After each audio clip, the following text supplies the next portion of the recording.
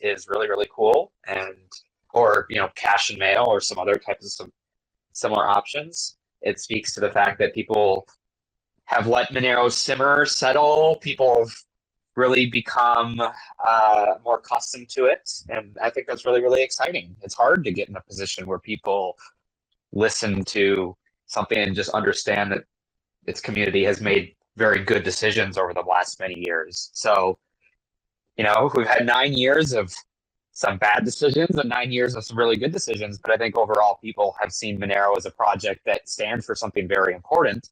And to Luke's point, yeah, we have another challenging 9 years ahead of us, and then another 9 years after that. But I think that's one of the things the Monero community recognizes. Maybe not everyone, but most people, is that privacy is a battle you need to keep fighting. And so Monero is relevant now because it's fought that battle for the last 9 years, and people weren't really fighting the battle back then. And I think Monero is going to continue to be a main project pushing privacy forward over the next few years. Beautiful. I think so too. I don't know if we'll be doing these 9 years from now. I don't know. We'll be lucky for Twitter to last another 9 months. This week on Monero Talk is sponsored by Cake Wallet. Store, send, receive, and exchange your Monero and Bitcoin safely on iOS and Android too. Cake Wallet is open source, and you always control your own keys. And by Stealth EX, an instant exchange where privacy is the top concern. Go to stealthex.io to instantly exchange between Monero and 450 plus assets without having to create an account or register, and with no limits, making Stealth EX a simple way to purchase Monero with crypto anonymously. Monero Talk is also made possible from contributions by viewers and listeners like you. And supporting us is easier than ever. By typing in monerotalk.crypto in your monero.com or Cake Wallet send address field to send us a tip. This week on Monero Talk, Douglas Tuman gets together with Monero devs and community members to celebrate the project's 9th birthday. Monero Talk starts now. All right, so what's going on, Justin? How's it going, man? I'm a little under the weather, but I'm recovering. So I'm feeling a lot better today than I did a few days ago. So that's good. Okay. You're worn out? Worn down? Yeah, I mean, I don't know. I took a really early flight back from Atlanta on Sunday. The flight left at 6 a.m., I think. So it's an early flight. Okay, that'll do it to you. Yeah. Yep. Oh, we got Luke. Is Twitter Spaces finally working for me? We all put up with it, though, man. The network effect. It's got us here. Shitty as Twitter is. So, how you guys doing? Luke, how you doing, man? Doing well enough. Just got a lot going on. Okay, well, what do you got going on? What are you working on? Are you asking for insider knowledge on my work? And to think I thought we cared about privacy. anything you're willing I'll to just stop your GitHub. So, as you know, been working on a decentralized exchange, quite passionate about it. Things are looking solid, really coming together. I could spend about half an hour going into the technicals of that, what all the pieces are and how they're fitting it together. For now, I'll just leave it as finally in a place where I have all the pieces and just need to plug them all together. All right, well, so how much does the Monero Dev Fund need to give you in order for you to add Monero? 250,000? Is that fair? Oh, I think Farcaster raised quite a bit more than that. Let's see how much we can do. No, I have not accepted any CCS funding, and I'm not expecting to ever take any CCS funding. Wow. Why is that?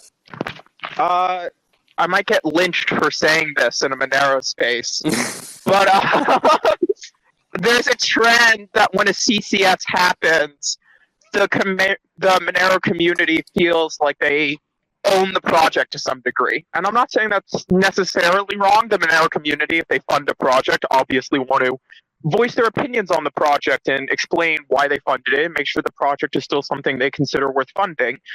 But at the same time, Sarai is a distinct project. It's not being done under the Monero banner, so it doesn't make sense for us to take funds from Monero since we're not a Monero project. And also at this time, it's just unnecessary, and I don't want to take money from people I speak to, work with, collaborate with if I don't need it. Sweet. Yeah, that's awesome that you're able to do it without the funding. No, I totally hear you. Does seem to be an issue with the CCS. So what do we got here today? All right, guys, Monero's 9th birthday. All right, we got some people coming into the room. This is nice. I don't really have anything planned other than I think we could all just hang out. So if anybody wants to jump up and ask a question, we got Justin, we got Luke here. I don't know if we'll have any other devs and Monero contributors jump in. Are we going to sing happy birthday? Yeah, we can sing happy birthday. We can say, should we do it already? I feel like that's like mid-show, maybe towards the end of the show when we're a little more loosened up. If you want to talk about getting loosened up, we should get some drinks in Mexico. Oh yeah. So Luke, are all your plans set? Are you ready to come down to Mexico? How's that going? I booked the flights weeks ago, got my hotel ready, and I'm ready to talk about Monero and have a good time. Very excited to have you. And what are you going to be talking about? So you're going to give us an Sarai update? Well, what do you think you're going to be talking about? So it is going to be a bit about Sarai, but one of the things I like to do if I'm presenting at a Monero event is, of course, just talk about Monero. It's, Monero events should have Monero talks.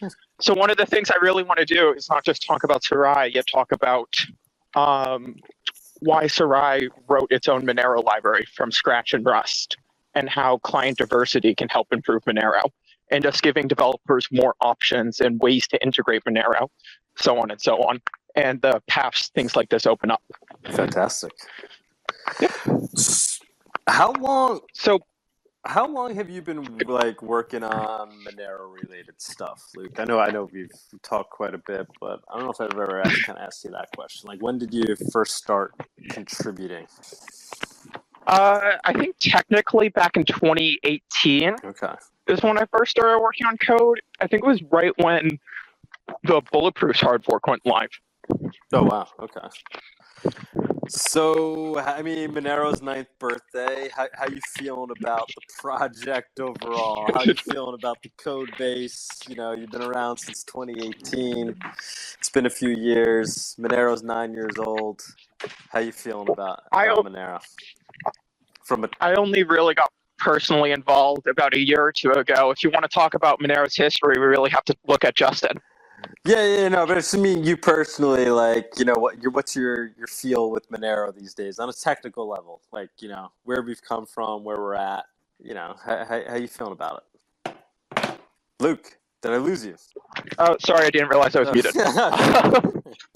So, on the one hand, Monero works. If you just need privacy in your day-to-day life to use cryptocurrency, Monero is one of the best options for that. On the other hand, there's a lot of things we could do for privacy, such as full chain membership proofs and Seraphis and all these discussions. So on the one hand, I'm happy with what Monero's done. On the other hand, we still have a road ahead. The important thing is that we keep taking steps forward on that road. Beautiful. Spoken like a true leader. Spoken like the CEO of Monero. No, I'm pretty sure that's Vic. But yeah, we've been here 9 years. We have to make sure that we're still worth being around in another 9. Justin, how you feeling about Monero at 9 years old? Is it a healthy little 9-year-old? I don't know. I think it's definitely a healthy 9-year-old. I didn't join Monero 9 years ago. I was more like 7 or so years ago. But even 7 years ago, you wouldn't have imagined, or I didn't imagine, that Monero would be at the position that it is now. So, the fact that major privacy experts will not recommend a VPN unless Monero is one of the payment options is really, really cool. Or cash and mail or some other types of similar options. It speaks to the fact that people have let Monero simmer, settle. People have really become more accustomed to it. And I think that's really, really exciting. It's hard to get in a position where people listen to something and just understand that its community has made very good decisions over the last many years. So we've had 9 years of some bad decisions and 9 years of some really good decisions. But I think overall people have seen Monero as a project that stands for something very important. And to Luke's point, yeah, we have another challenging 9 years ahead of us, and then another 9 years after that. But I think that's one of the things the Monero community recognizes. Maybe not everyone, but most people, is that privacy is a battle you need to keep fighting. And so Monero is relevant now because it's fought that battle for the last 9 years. And people weren't really fighting the battle back then. And I think Monero is going to continue to be a main project pushing privacy forward over the next few years. Beautiful. I think so too. I don't know if we'll be doing these 9 years from now. I don't know. We'll be lucky for Twitter to last another 9 months.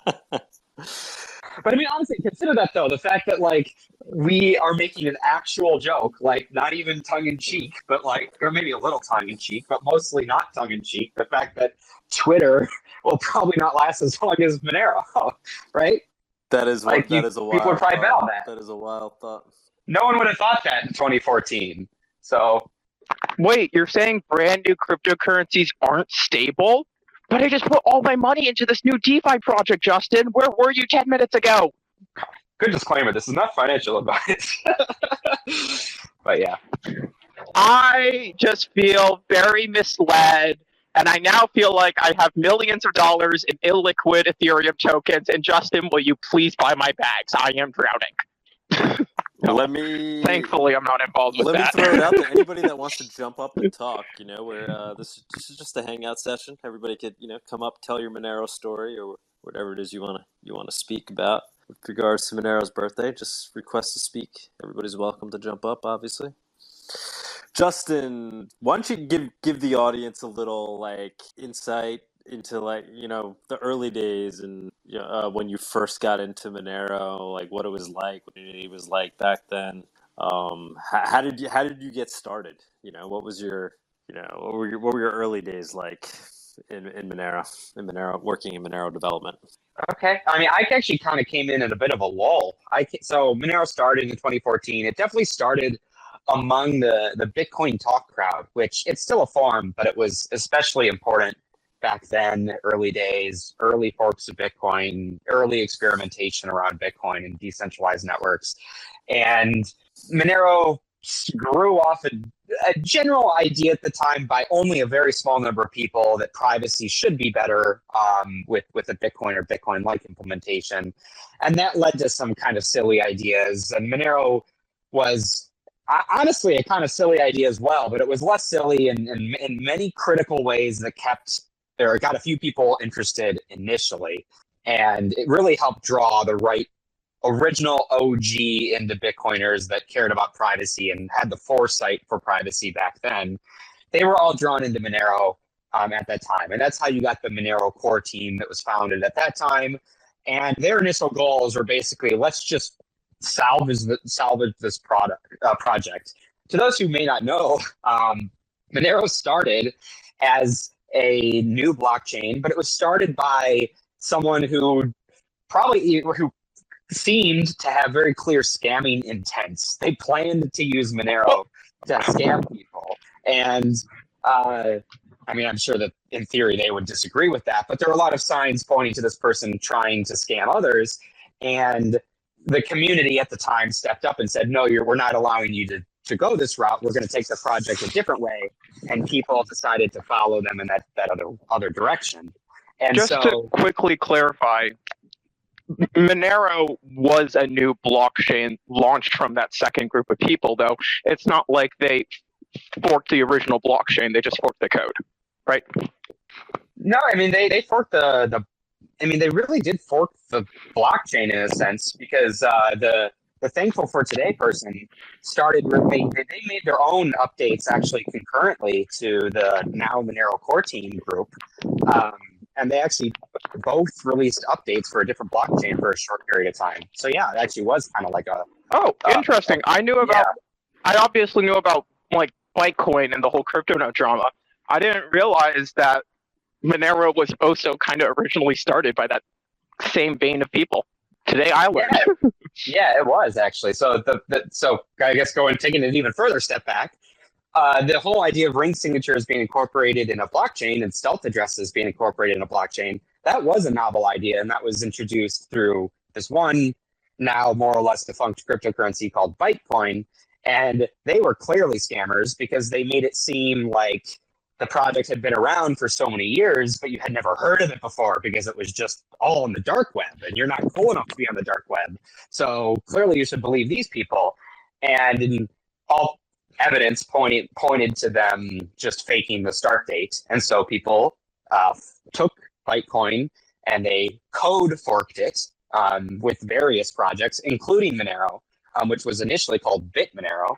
And then Thankful for Today was the one who started Monero, but very shortly after they started making proposals that made no sense, such as wanting to be merge mined with Bitcoin, which none of the people that got involved with the project liked. And so, yes, then there was actually a blockchain fork, actually, that the core team took over and said, hey, we're taking this Monero blockchain, we're going in this direction with it. And it was really like a hostile takeover in a sense by the Monero core team. As we celebrate Monero's birthday, should we hold a candle for all the CryptoNote brethren who didn't make it, from Bullberry to Aeon to what else existed 9 years ago, Justin?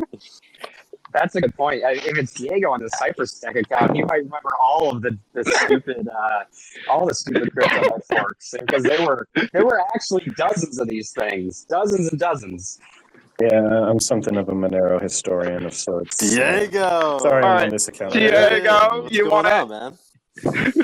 Hey, how's it going, everybody? It's been a while. Diego, you want to share the other forks and why Monero succeeded where they didn't? Blueberry. Well, I mean, it was pretty trivial to connect all of these as having been made by the same people, because they use like a very specific CSS library for their website that was very uncommon. And so because it was so uncommon and used in all of these things like meticulously, it's like, okay, these are obviously made by the same person. All these websites are made by the same person at least. And all of them were pretty scammy, pretty big pre-mines.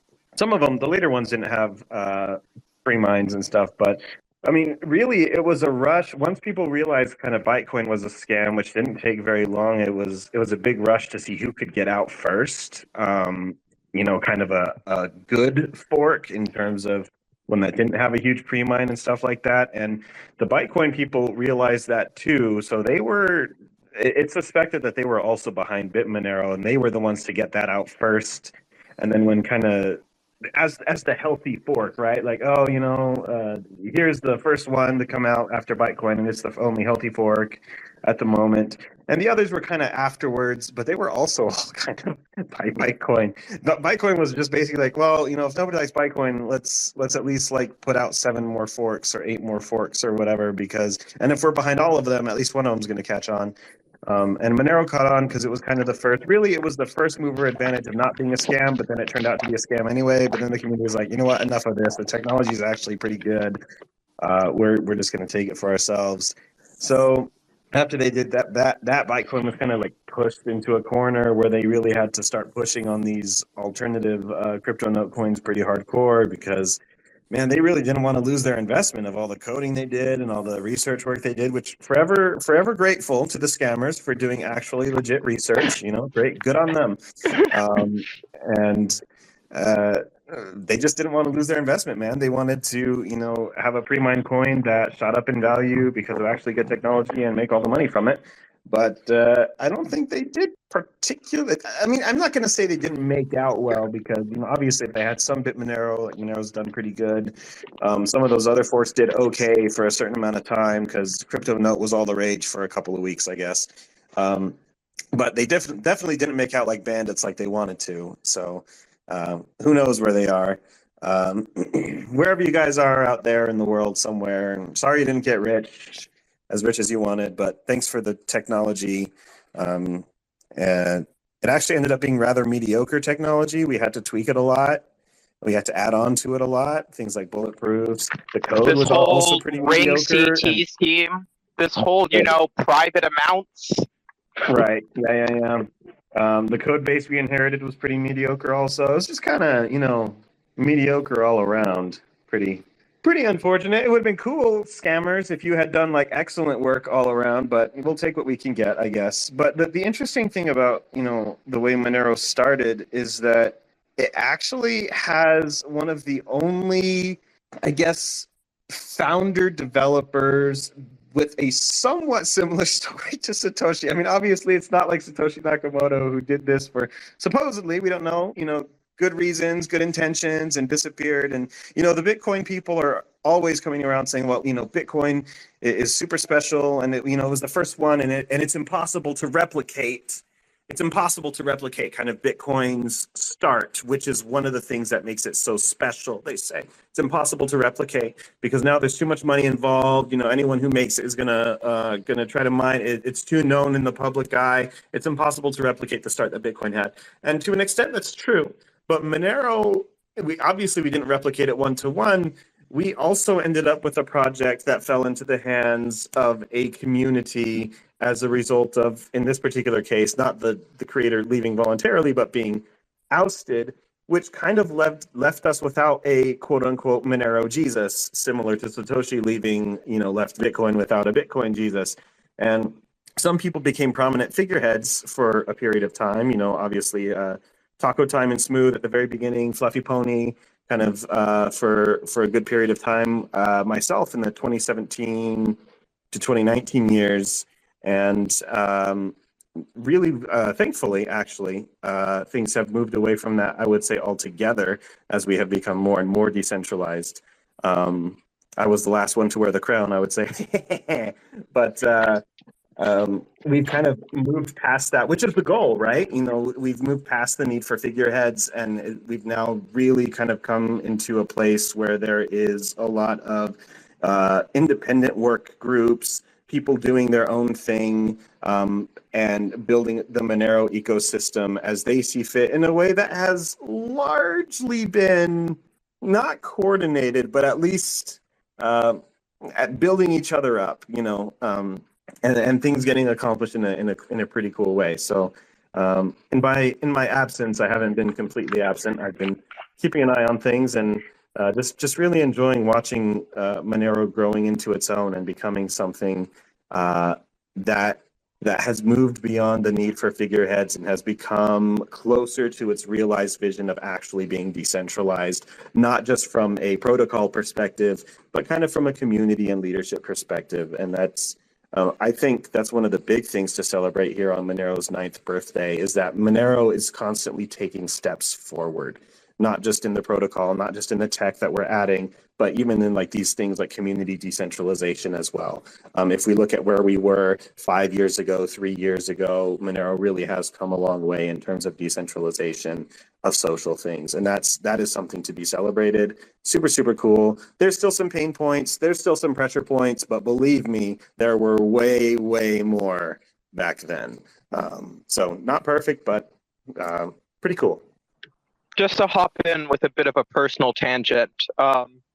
Personally, I always get really interested in like internet mysteries. Like, oh, who was Satoshi?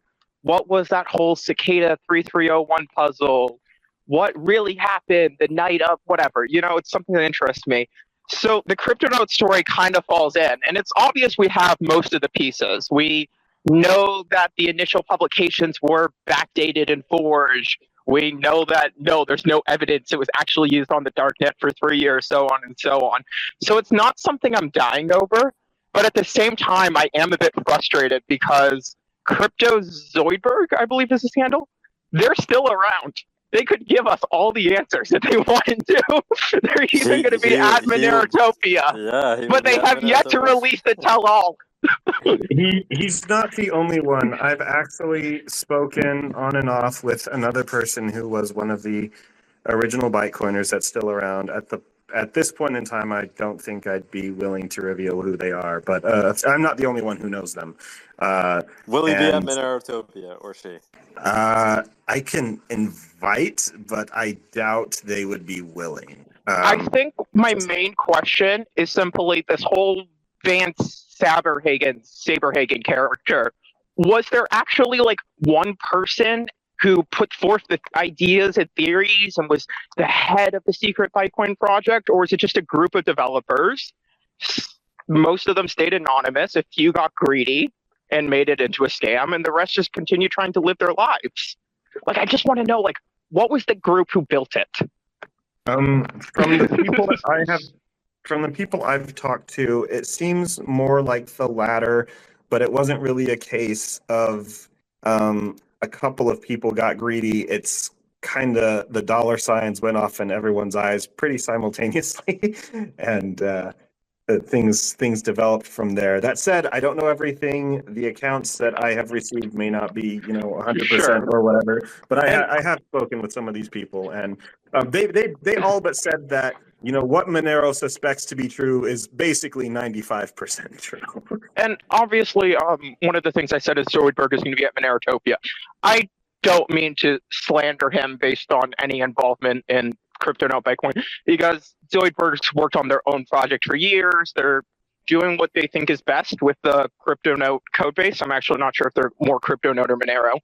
I don't know the development of Xano, but I do know that they have their own features and they're working on their own project. And that much is respectable with their current modern day work, at least.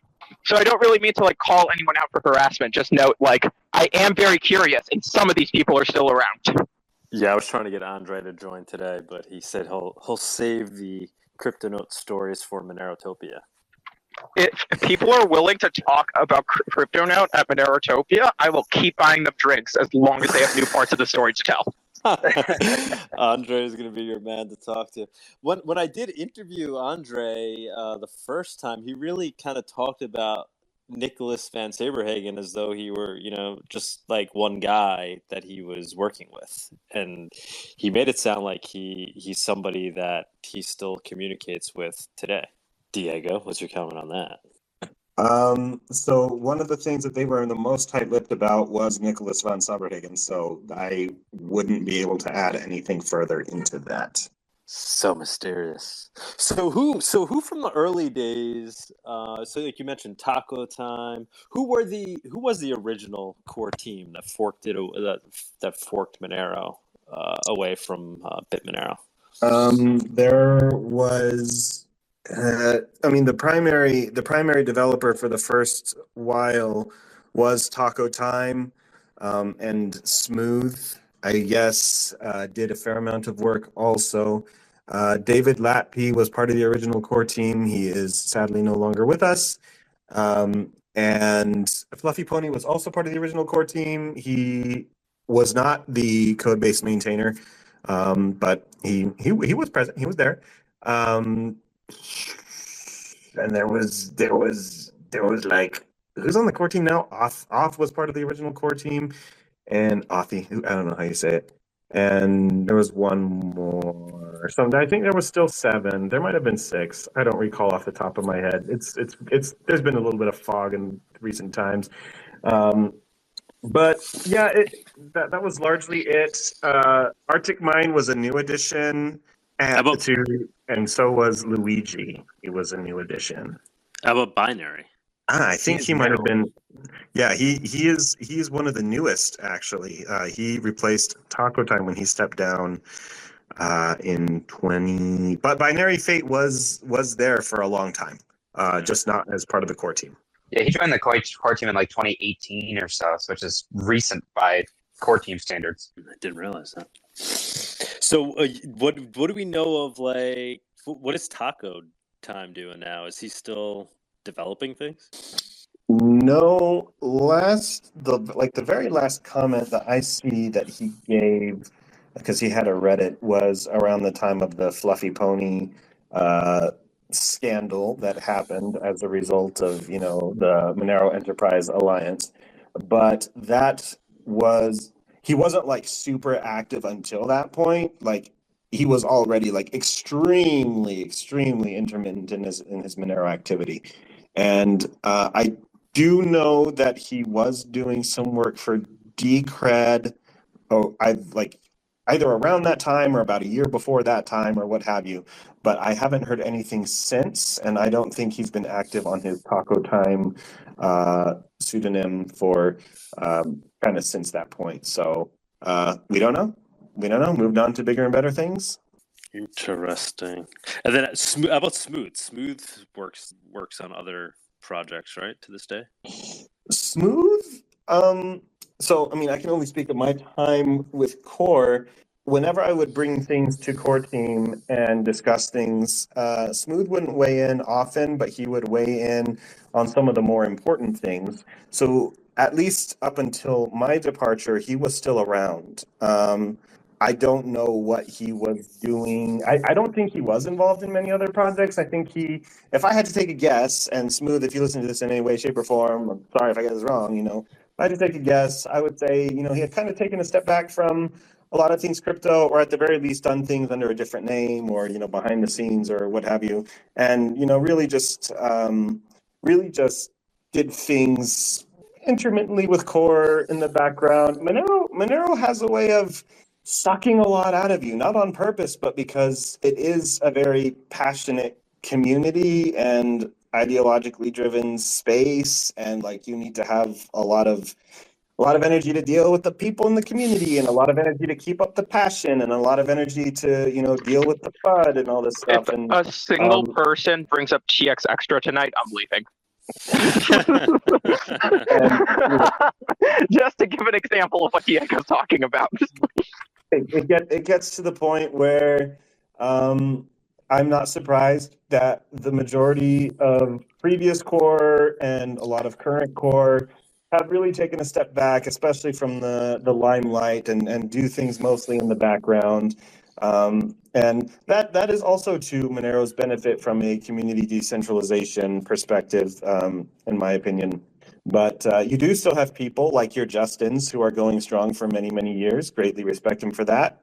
And those of us who have, for various reasons, kind of taken a step back and let things go as they may. And everyone has their own Monero journey. Everyone has their own reason why they might stick around for longer, or why they might take a step back or whatever. But yeah, being at the forefront, being super heavily involved with the day-to-days can be extraordinarily draining. And pretty much everyone who's taken a step back that I've spoken with has said that this is one of the major reasons why it's been a thing.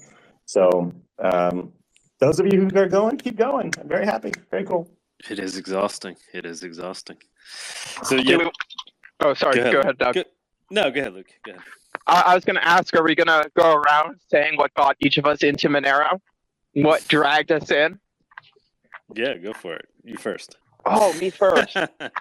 I respected Monero because I heard it was private, but I had never touched it, never used it, because I was a teenager and I didn't have money, so I couldn't buy any. But at one point I was talking with an exchange and they're like, oh, we want to integrate Monero, but we have a hot wallet and a cold wallet. And the issue is a bunch of these CryptoNote forks. I think the main one they were considering was TurtleCoin. They don't support watch-only wallets. So we can't list all these CryptoNote coins in Monero simply because we don't have a way to securely custody the coins, because a lot of forks just didn't implement watch wallets. So they hired me to write a Python library just to enable watching wallets. And I did that, and it is not my best work. It is archived. It has a big disclaimer on it nowadays. But yeah, that's kind of what got me first involved with Monero, and I learned a lot about the code base that way, just re-implementing it in Python. And then a while later, I was working on my own project, still not really involved with Monero, when the Monero atomic swap paper came out. And that had benefits for my own project, so I decided to implement it for my project. And then Nano, and only then was Monero. Monero was the third coin to have its own protocol implemented. But I've been hanging out ever since then. Yeah, doing amazing work, man. Thank you. I try. Diego, what brought you into Monero in the early days? So actually, none of the above. I've always kind of had a ideology that runs alongside cypherpunk, I guess, but I wasn't a tech guy at all before Monero. Wasn't really big into computers, nerd culture, gaming, whatever. Sports guy. I was a jock. I bullied all you people. I'm sorry for the days back then. But then I guess I got married, and I was going to go to medical school, got accepted, decided I didn't want to go. And I'm like, okay, so what am I going to do with my life? I had always been pretty good with design. So started up a little design firm, which was, kind of the first iteration of Cypher Stack, as it were.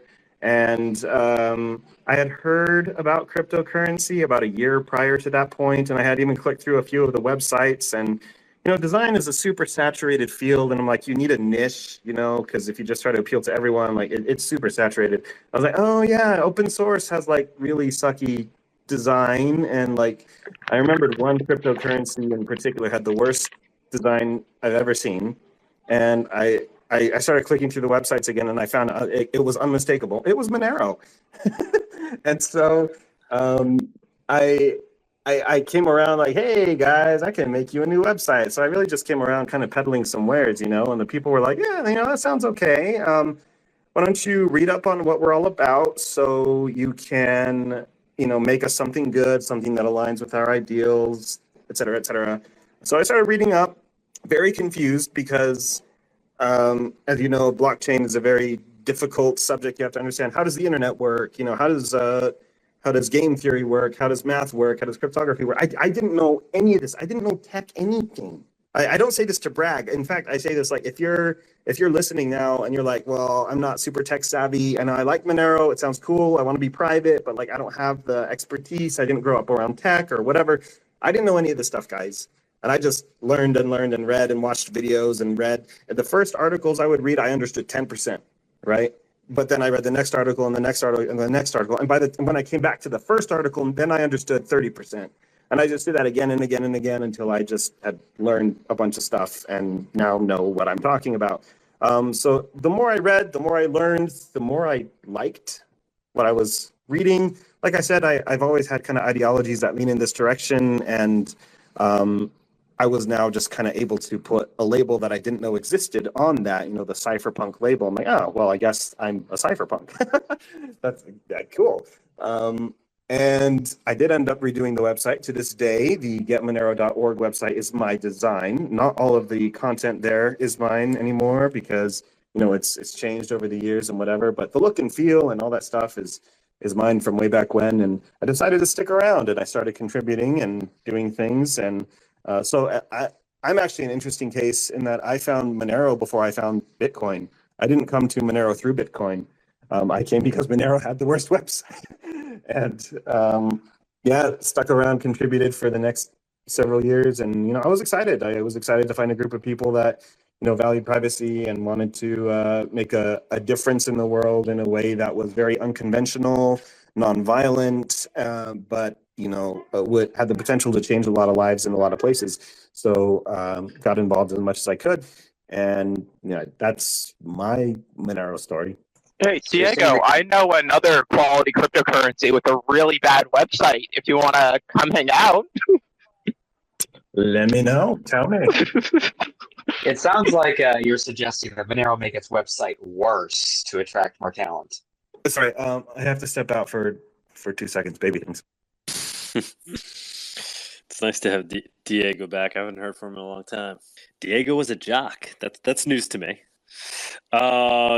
Justin, yeah. So I know you kind of mentioned it, like kind of talking around the fringes about it. But yeah, what actually pulled you in to Monero? I mean, I was familiar with Tor and I2P before I knew what Bitcoin was really. And when I grew up, my dad would run. Okay. So my dad would run Steady at Home, Boink, which is like it's it allows computers all over the world to use their idle power to do scientific research projects. So I was already familiar with the idea of what is basically mining in that sense, except for research projects instead of just a random number generator. And then I was also familiar with the decentralized network for the sake of privacy. So you added Bitcoin in there, and I was like, oh, this is kind of cool, and saw pretty early that it wasn't as private, didn't have all the privacy properties as I would have liked. And that led me down the rabbit hole of trying to find some of those. And I saw on Stack Exchange a post about Monero ring signatures and other potential approaches that people were doing for privacy. And that's how I found Monero. And although I was still researching and learning things at the time, I definitely never really ended up leaving. So that's what drew me in initially. What was it about, the privacy that grabbed you? Like, why did you see that as being so essential at the time? I mean, I understood the importance of why you'd want a private digital payment. I didn't love the idea that, you're giving up the properties of cash as we're going online. I felt that it was, I didn't want to share certain information about my purchases with everyone in the world. And I discovered that pretty early on. So, it was a pretty easy match for me to make when I was, before I went to college. And so by the time I went to college, I was already interested in Monero, building the early Monero miners on those old GPU rigs and stuff. And then I started talking to people at meetups about Monero, and that was really what pushed me over the ledge a little bit to keep sharing with people. Amazing. Yeah, just how old were you when you really first started messing around with Monero? Messing around first time? Oh, maybe like 17. That's crazy. Luke, yeah, 16 or 17. Luke, how you're like what, 20 right now? Luke, how old are you? I'm 21 now. Jesus. I'm actually starting to find people younger than me in various communities. It's weird. I now have to be the responsible one. You're no longer the baby. Let's go with that. And I think I first started working on a Monero code base. If it was 2018, yeah, I would have been 16. Wow. Sorry, Justin. Beat you by a year. Diego, how old were you, man? You were super young too, man. How old were you when you first got involved in it? When I first found Monero, I guess 21, Wow. 22. Wow. Yeah, I'm 29 now. So, actually, MoneroCon overlaps with my birthday, so that's I don't know, man. I don't know. Do I want to spend my 30th with you lameworts? Or oh no, Jock Diego is back. He's bullying us. That's hilarious. Oh man. I want to Diego. call out Tuxedo, actually. You've been Yeah, on yeah. stage for a while. Let's bring Tuxedo up. Tuxedo. Hey, what's up? Can you hear me? Yeah. How's it going? Hi. I'm newer to this community. I got into Monero probably, I think it's been about a year ago. I've been into computers since I was a very young kid though. And I've been into privacy for quite a few years. Growing up, I've always just done regular computer stuff. I used Windows, played games, all that kind of stuff. But towards my later years in high school, being into computers, doing a little bit of programming, understanding a lot more how it works, I started to realize just how little privacy you have online and with a lot of software. And that basically led me down the path of becoming privacy pilled. And I even did a presentation in my last year of high school on online privacy and how these data brokerage companies steal all your data and all that kind of stuff. But at some point I realized, holy crap, there's no way to pay for anything privately online because I knew I wasn't super into crypto. I was never super into Bitcoin or Ethereum or anything like that. I had a little bit just to hold for investment purposes, but I knew that none of those are private and they could all be tracked. And then I found out about Monero. My friend had mentioned it to me as oh yeah, that's the private cryptocurrency. And I was like, huh, interesting. And so I looked into Monero and I was like, this is really cool.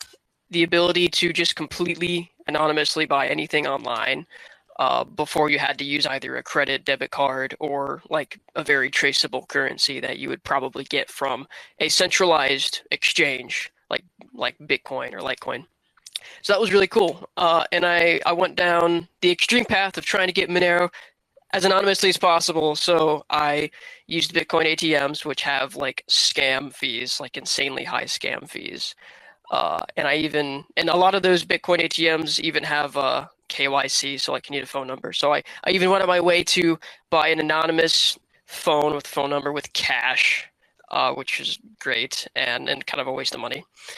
And that way I was able to use these ATMs and put in my fake phone number and put in some other information, get the Bitcoin, and then convert that Bitcoin to Monero. But at some point, I'm like, I don't even need to do that because I can just use like other methods, like there's local Monero. And even if I'm trying to get a lot of Monero, I will use a centralized exchange just because once I pull it out, that's it. It's pretty much free to go.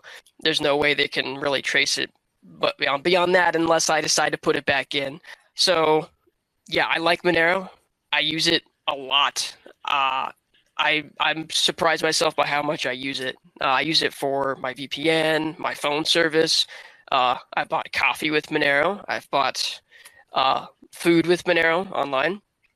But Monero is super cool, and I can't believe it's 9 years old. That's crazy.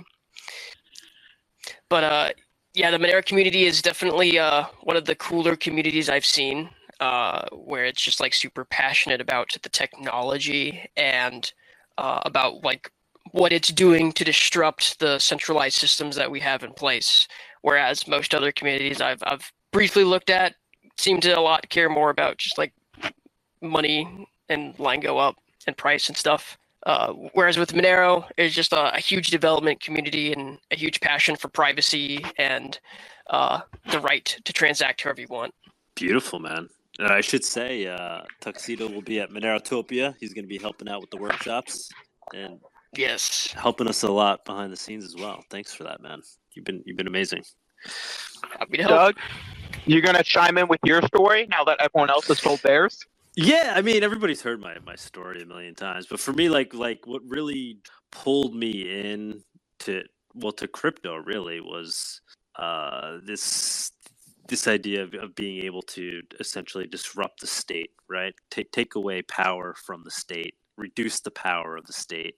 And so I saw Bitcoin as you know, an amazing way to do that. But when I started to realize its vulnerabilities, primarily privacy, right? That was like the most obvious thing to me when I started actually using it, sending to people.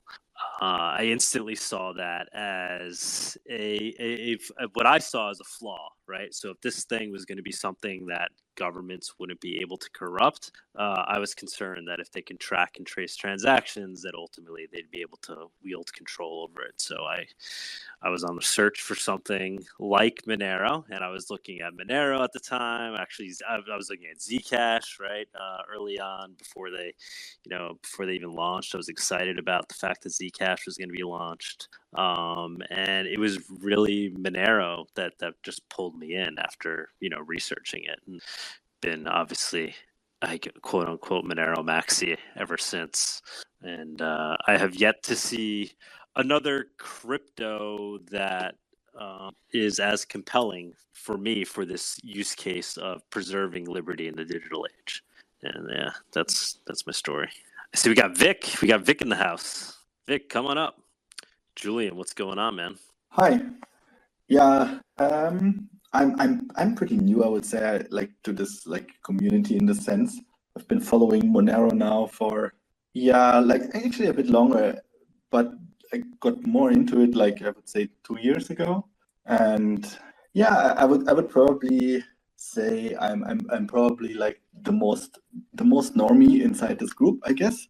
I work in big tech, and so I'm not even probably less opposed to everything than most people here. But I just think that if the trend continues that we see nowadays, that there's less and less privacy, more and more surveillance and control, I think future generations will have very little digital sovereignty. And since all our lives become so digital, it's basically like going to be a bad situation to be in.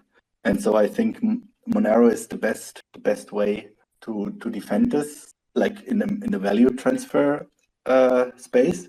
And yeah, I also think Bitcoin, obviously, like the first thing that I read about was Bitcoin, but I kind of really think that feels a bit like a Trojan horse to some sense, because like you get this ability to transfer value without asking anyone, which is great. But then when you actually think about it, as long as there are more powerful entities in the world than you, if the more powerful entities know exactly what you do, it actually doesn't really matter. It doesn't matter if your bank says you're not allowed to transfer this, or if you can transfer it, but then you will be put in jail, or anything else bad happens. That has the same outcome, that you're not free to like do your own decisions. And so I really think I actually love all the tech that we see in the crypto space, but mostly because I think like at some point this can be more or less integrated into Monero, and all the like scaling and whatever, it will at some point benefit a currency that is like truly private. Yeah, so that's what's keeping me here. Fantastic, man. Well said. Completely agree with those sentiments. Vic, Hey, what's Doug. going on, man? How you doing? Good. We're chilling. Good. We're just, Good. Big got a birthday for Monero, huh? Yeah. We got a good group here. Yeah, Vic, yeah. aren't you the CEO of Haveno, one of the projects in the Monero ecosystem? As we celebrate the Monero's birthday, you want to do a deep technical dive into, your Yeah, project? let's get into that right now. Luke, always picking on the old people, huh? Oh, come on, Vic. You're not that old. Not that old. You guys are keeping me young, which is good. You know what Julian just said? That's something I always talk about whenever anybody asks me, or even like a normie to use the word. He said, what do you like about Monero or just crypto in general? I think that permissionless is so valuable, so important. You don't have to rely on a third party. I mean, it's just mind blowing. So yeah, I think that was a really good point Julian made. Go ahead, Luke. You wanted to say something? Pick on me some more. No, I think I'll wait a few more minutes. By the way, But thank you for the opportunity. Yeah, by the way, that tweet I put out today with Cake Wallet working on cubes, I have to give some credit there to Luke to show me how to get cubes running and all that. So thanks for that, Luke. Happy to help you become more private, or rather, technically more secure. Yeah, and he also showed me how to use Tails. That was pretty good, and actually Justin helped with that as well. So pretty exciting to get Cake Wallet running on there, get some more privacy. I'll check that in a couple of weeks. Yeah, wait. Tell us a little bit more about that. I haven't been following. What are the developments there? I mean, this year a big push has been to get Cake Wallet and Monero.com on the desktop. So we have the Mac one already out. That's live on the Mac App Store. The Linux builds are still what we call internal alpha. We're trying those. So for Linux, we just before we put it out, we just want to make sure it works on Tails, Cubes, and Unix. So Don't forget the very classic Ubuntu Debian. Of course, it's already working on there. By the way, I use Arch. Are you going to be supporting Arch Linux? I'll send you a copy. You can try it, Luke. Because by the way, Arch user. Because by the way, I use Arch, so it's very important it works on Arch Linux. The Linux for the really hardcore hacker people. Yeah, you don't want the Arch people to come after you. I sent you the latest build. You can give it a try. Oh, I have to allocate time to do that. Vic, I'm busy. Do you want me to build a DEX, or do you want me to beta test your app? Oh, that's right. You're building something. I forget what it's called. Thor swap or something. Oh, Vic, you are so close to no longer being my friend. That'll be exciting. That's good. So who else is on? Well, we got CypherStack, Tuxedo, who's always very supportive. Yeah, we were hearing from Diego. He was giving us some history from the early days of Monero. Diego is our resident historian. Yeah. That's me. And don't forget, Diego was the one who pretty much held my hand getting Cake Wallet to be open source and guide me through that process. He played a very important part. Do you want to share the story of what happened when you first announced Cake? Everyone said fuck off. That one. Dude, do you want to go more depth about why that was in your personal journey? Sure. I mean, open source. I mean, I think everyone's heard me say this on different interviews and all that, and I've written about it as well. I didn't even understand what open source was. I just thought it meant that if you use open source code out there, that you're automatically open source. So, Diego was very quick to educate me. The community was very quick to educate me, and I think 2 weeks after we launched, we went open source. So it's a good move. But everyone was super welcome. I think everyone was really hungry for an iOS wallet. So it was like perfect timing. Fun times. I love to reminisce about that 5-6 years ago. It was so exciting. And now I think about it, Monero's 9-year history. We've been part of it. Cake's been part of it for 5.5 years now, and me personally 6.5 years. So it's quite exciting. Great journey. And you still haven't released a Cubes build yet? I can send you a copy now, right now. Happy to hear. You just have like the No more regular, tacos, like the regular Linux binaries right now, don't you? You don't have any specific distro releases. Justin could probably answer that. We just put them in a tar and just send them over. That's all we do right now. But Yeah, that's what I remember getting from you. It was just a tar with the binary. I still recommend Flatpak as an option, but you can look into that. The app images are where it's at, people. Yeah. Doesn't Flatpak have better isolation than app images? Yes, that's why I like it, because it's got sandboxing. You can control the files it accesses, the network access, and you can change a bunch of permissions like certain dbus access and all that stuff. So I use Flatpaks for most things I can. Yeah, if you're not going to go the full step of running cubes, or even if you do run cubes, Flatpak is solid. All right, so Vic, it's now your personal responsibility to get Arch Linux, cubes, Unix, tail, a Docker image for a server environment, Flatpak, app image. Ubuntu is going to ask you for a snap. Anything else you want to throw out there? Don't bother sending things to Luke. He doesn't actually try them. I would know. He doesn't. You asked me to try. One of the things you asked me to try was a Windows thing. I don't even have a Windows computer. Have you tried our Linux one? Have you sent me your Linux one? Yes. No, you haven't. I could be wrong. I'm pretty sure you haven't. I sent you the link. Get it from our GitHub. Here it is. Well, no, if you send me it, I'm not going to run it. But I don't think you sent me it. If we're going to accuse me of not bothering to run my friend's code, let's just be right about whether or not it was sent. Hey, Vic, so you talked with us about your kind of the start of your Cake wallet journey, but we've all been kind of sharing kind of how we found Monero to begin with. You want to just give us a quick 5 minutes of how Vic found Monero? You want me to tell that story? We're all telling our little stories, man. So, I got into Bitcoin around 2013, and it was fun. I was collecting it. So I have an issue that I didn't know who to go to. I don't know if you guys can help me out with it. All right, go ahead. So the issue is that L-Bank hacked my phone and released my information to a bunch of people. And it's like doing it over the cellular network. And I don't know what to do about it.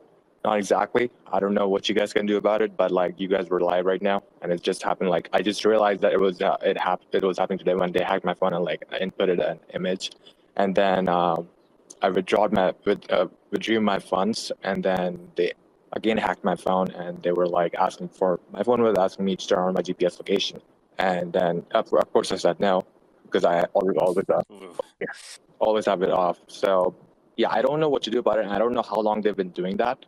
And I asked them to delete my account, and they didn't do that. So I'm a bit lost right now. I don't know why they're attacking me in this manner. What are you talking about, man? Is this Monero or something else? Yeah. What are you talking about?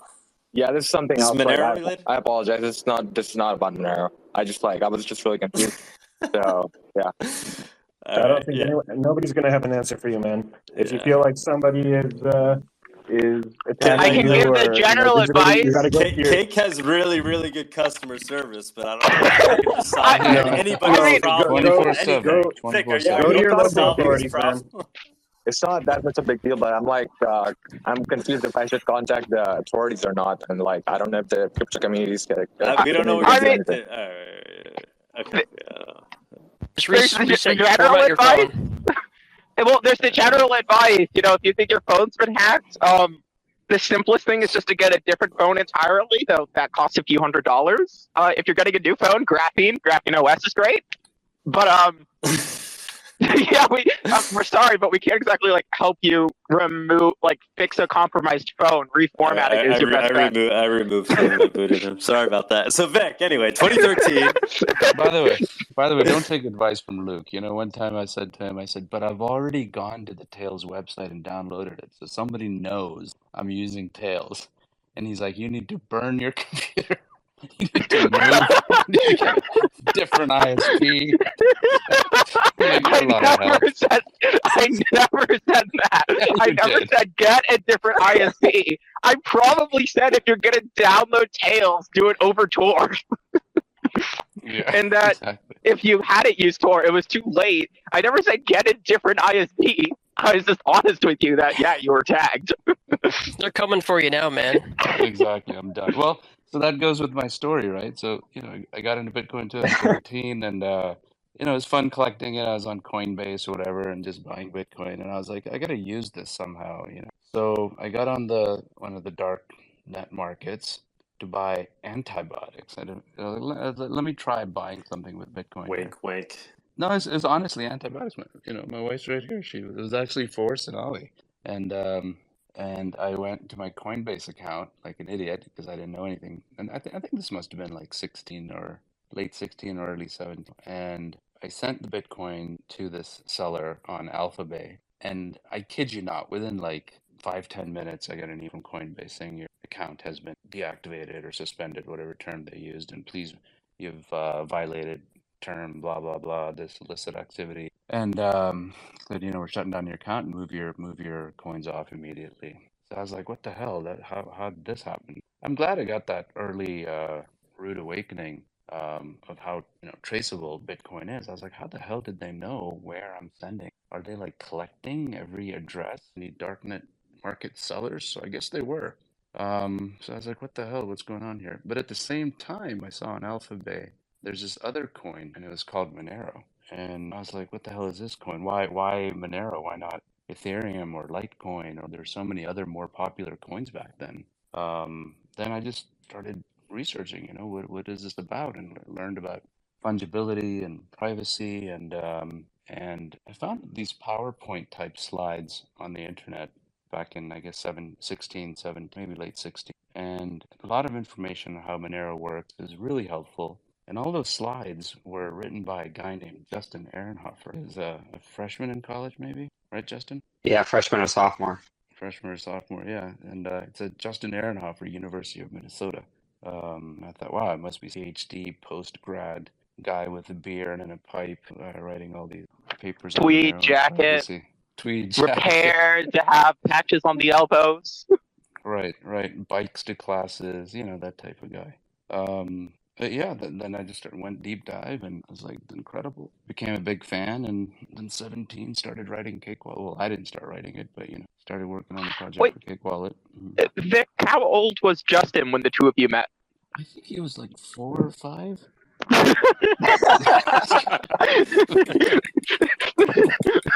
Justin, how old were you when you and Vic met? Oh God, the first time would have been when I flew to New York for that meetup. So I would have been 20. Yeah, I was I couldn't drink yet. Oh my gosh! Wow, if I the new Justin, Vic found me when I was 20. Exactly. Justin, he's replacing you now, but in a few years he'll be replacing me. We have to band together, Justin. We can't let Vic do this to us. Yeah, so if there's any 18, 19-year-olds on, reach out. God. I think could be the next Justin. Vic, didn't you just say your wife was in the other room? Look for Monero. Yikes. guys are going to get me in trouble. So that's my Monero story. And then I'm pretty sure you got yourself in trouble, Vic. Don't drag us into this. Look, I said 18, 19. I didn't say anything more than that. Hey, I am looking for adults who know the Monero protocol, okay? Yeah, 18-year-olds are adult. They can vote, go to join the military. So going along with the Monero journey, then Doug was, as soon as we launched Cake Wallet, Doug reached out to me right away. Oh, we're both in New York. We should meet up. That was pretty good. And then we started the Monero meetup group in New York. Yeah, good times. That's my Monero journey. That was a good time, man. Well, Vic, what made you build set out to build a wallet? Just because you just saw that nobody else had made it like an iOS wallet yet? Was it like did you already have were you looking for a project? I mean, why were you so compelled to build a Monero wallet? Yeah, I think all of the above. To do a project, I became a fan of Monero. They told that story, and there was no iOS wallet app for it. So just saw the opportunity there, and a lot of stuff I do it for myself. I was like, oh, it'd be cool for me. I would like to have a Monero wallet on my iPhone. So I think there was another wallet being built at that time, but it's sometimes good not to know what somebody else is doing and just stay. But yeah, a lot of stuff. That was My Monero, right? At that time, everybody was waiting for My Monero to launch. I think there's the X wallet or something, and there's some controversy with that going on. Yeah. I remember that. Yeah, that's something that no one knows anymore. Wait, what was the X wallet? I don't know it. I thought we was waiting on My Monero. Wasn't My Monero trying to get the iOS? No, X wallet was a wallet for iOS, but they did this thing where for every transaction you sent, they technically sent a second one to themselves as a way of monetizing their wallet, but forcing kind of two. It was very easily fingerprinted that it was coming from X Wallet as a result of that, because it was all in the same transaction in the way that they built it. Right, and it's just all transactions with 3 outputs instead of 2. Exactly, and so people were like, well, it's going to be really trivial to see that this is coming from X Wallet, and a lot of smart people told them that, and they kind of threw several hissy fits and no, that's not the case. No, you guys are blowing this out of proportion. No, this is wrong. And I guess they just kind of quietly faded away because, just overall nobody really cared to use them because of the FUD, as they said. Yeah, the weird thing too is that it wasn't like they were even taking a cent or so in each transaction. They were taking fractions of a cent. So they weren't even going to profit from it if you actually ran the numbers. It was very odd. Well, all they had to do was get every single Monero transaction. Vic, your mic is on, and you're sorting silverware. No, my mic is on. My mic is on. I'm cooking eggs. Sorry, guys. Oh, sorry. My Twitter Spaces is busted. For some reason, it always says Vic is unmuted and the one talking. It seems like not all the bugs are gone in this space. But all they had to do was get every single person to use X Wallet, and then it wouldn't have been a privacy issue because all transactions would have had 3 outputs. That was the reason they were doing it at the time, yes. And then their fractions of a cent would have been profitable because, Monero is now doing tens of thousands of transactions a day. A fraction of a cent, that's dollars a day. So, I remember, Doug, you explaining way back then that the third output of their own fee, the way Monero fees were so high back then, those outputs would be pretty much unspendable. It would cost more to spend those. Something like that. Do you remember that? Justin? Maybe that was Justin? I don't know. I don't think that's more or less what it was. Yeah, you'd have to spend 90% or plus or minus 20% of the value in order to actually spend those funds. So it was a very bad monetization method at the minimum. But you definitely wrote on that initially. You launched before they did, and out of the blue, and they stuck with that weird commitment to have the third output, and no one wanted to use a wallet that did that, and so it really just faded into obscurity. Who was behind that? Do we know who was behind that? Yeah, it was someone else named Justin. Rustic Bison, Justin. I forget his last name. Goodness. Can we just hang up a sign that we're at capacity for Justin's? And as much as we would love new, fresh talent, we can't accept anyone else named Justin. We're at capacity over here. Yeah, I don't think I was thinking, Justin Berman. We call him the other Justin, OJ. But Vic, only you do that. And every time you try to do it, I call you out for doing it. It's literally something only you are pushing. What do you mean we? I try. That's from Silicon Valley, Jared, other Jared, OJ. If you guys have seen that. I just always refer to the Justins as like Justin Ehrenhofer or Justin Berman. And like when I'm talking with the Justin here, even if I'm referring to him, I'll like still use his. Even if I'm referring to Jay Berman, I'll still spell out Berman, even when I'm talking to Justin Ehrenhofer, just because of how confusing the multiple Justins can be. To be fair, my surname does not make it easy, but Have to give thanks to Cake Wallet because I'm sure most of you know, if you're in like open source space, that I know certainly Diego knows that most software in the open source space, or at least historically, has been not the most intuitive and not the most accessible. And there are a lot of communities, certain like open source, maybe Linux-ish communities, certain dev communities that are very gatekeepy and just want you to be able to figure everything out. It's like, oh, if you can't figure it out, you don't get to be part of it, you don't get to use it, whatever. The Monero community is not like that at all. And so Cake Wallet is really powerful because I'm able to get my mom to use Monero, which is kind of crazy. And I've been able to get a couple friends to use Monero. And having that polished and easy to start yet powerful experience is so important for adoption. And Cake Wallet's the perfect way to get someone onto Monero. And Cake Pay is super awesome. I was able to pay for a movie ticket a couple weeks ago with Cake Pay, and I was able to do the exact amount right there. It worked instantly, and I saved 3%. My ticket was less than my friend's, Right. so that was really cool. Great. That's excellent. That means a lot. That you can even get your visit. And that's great. Thanks for that. And remember, kids, use the original Cake Wallet. Don't copy of Cake Wallet. I had to throw that in there. Nobody got it. How about Stack Wallet? What's going on with Stack, Diego? I don't want to step on any toes here. I've got some big, powerful people. Yeah, Diego, how's development on Stack Wallet going? Well, what made you start Stack Wallet, man? Give us a spiel on Stack Wallet. Stack is actually doing great stuff. I'm really excited about that. Sorry, Diego.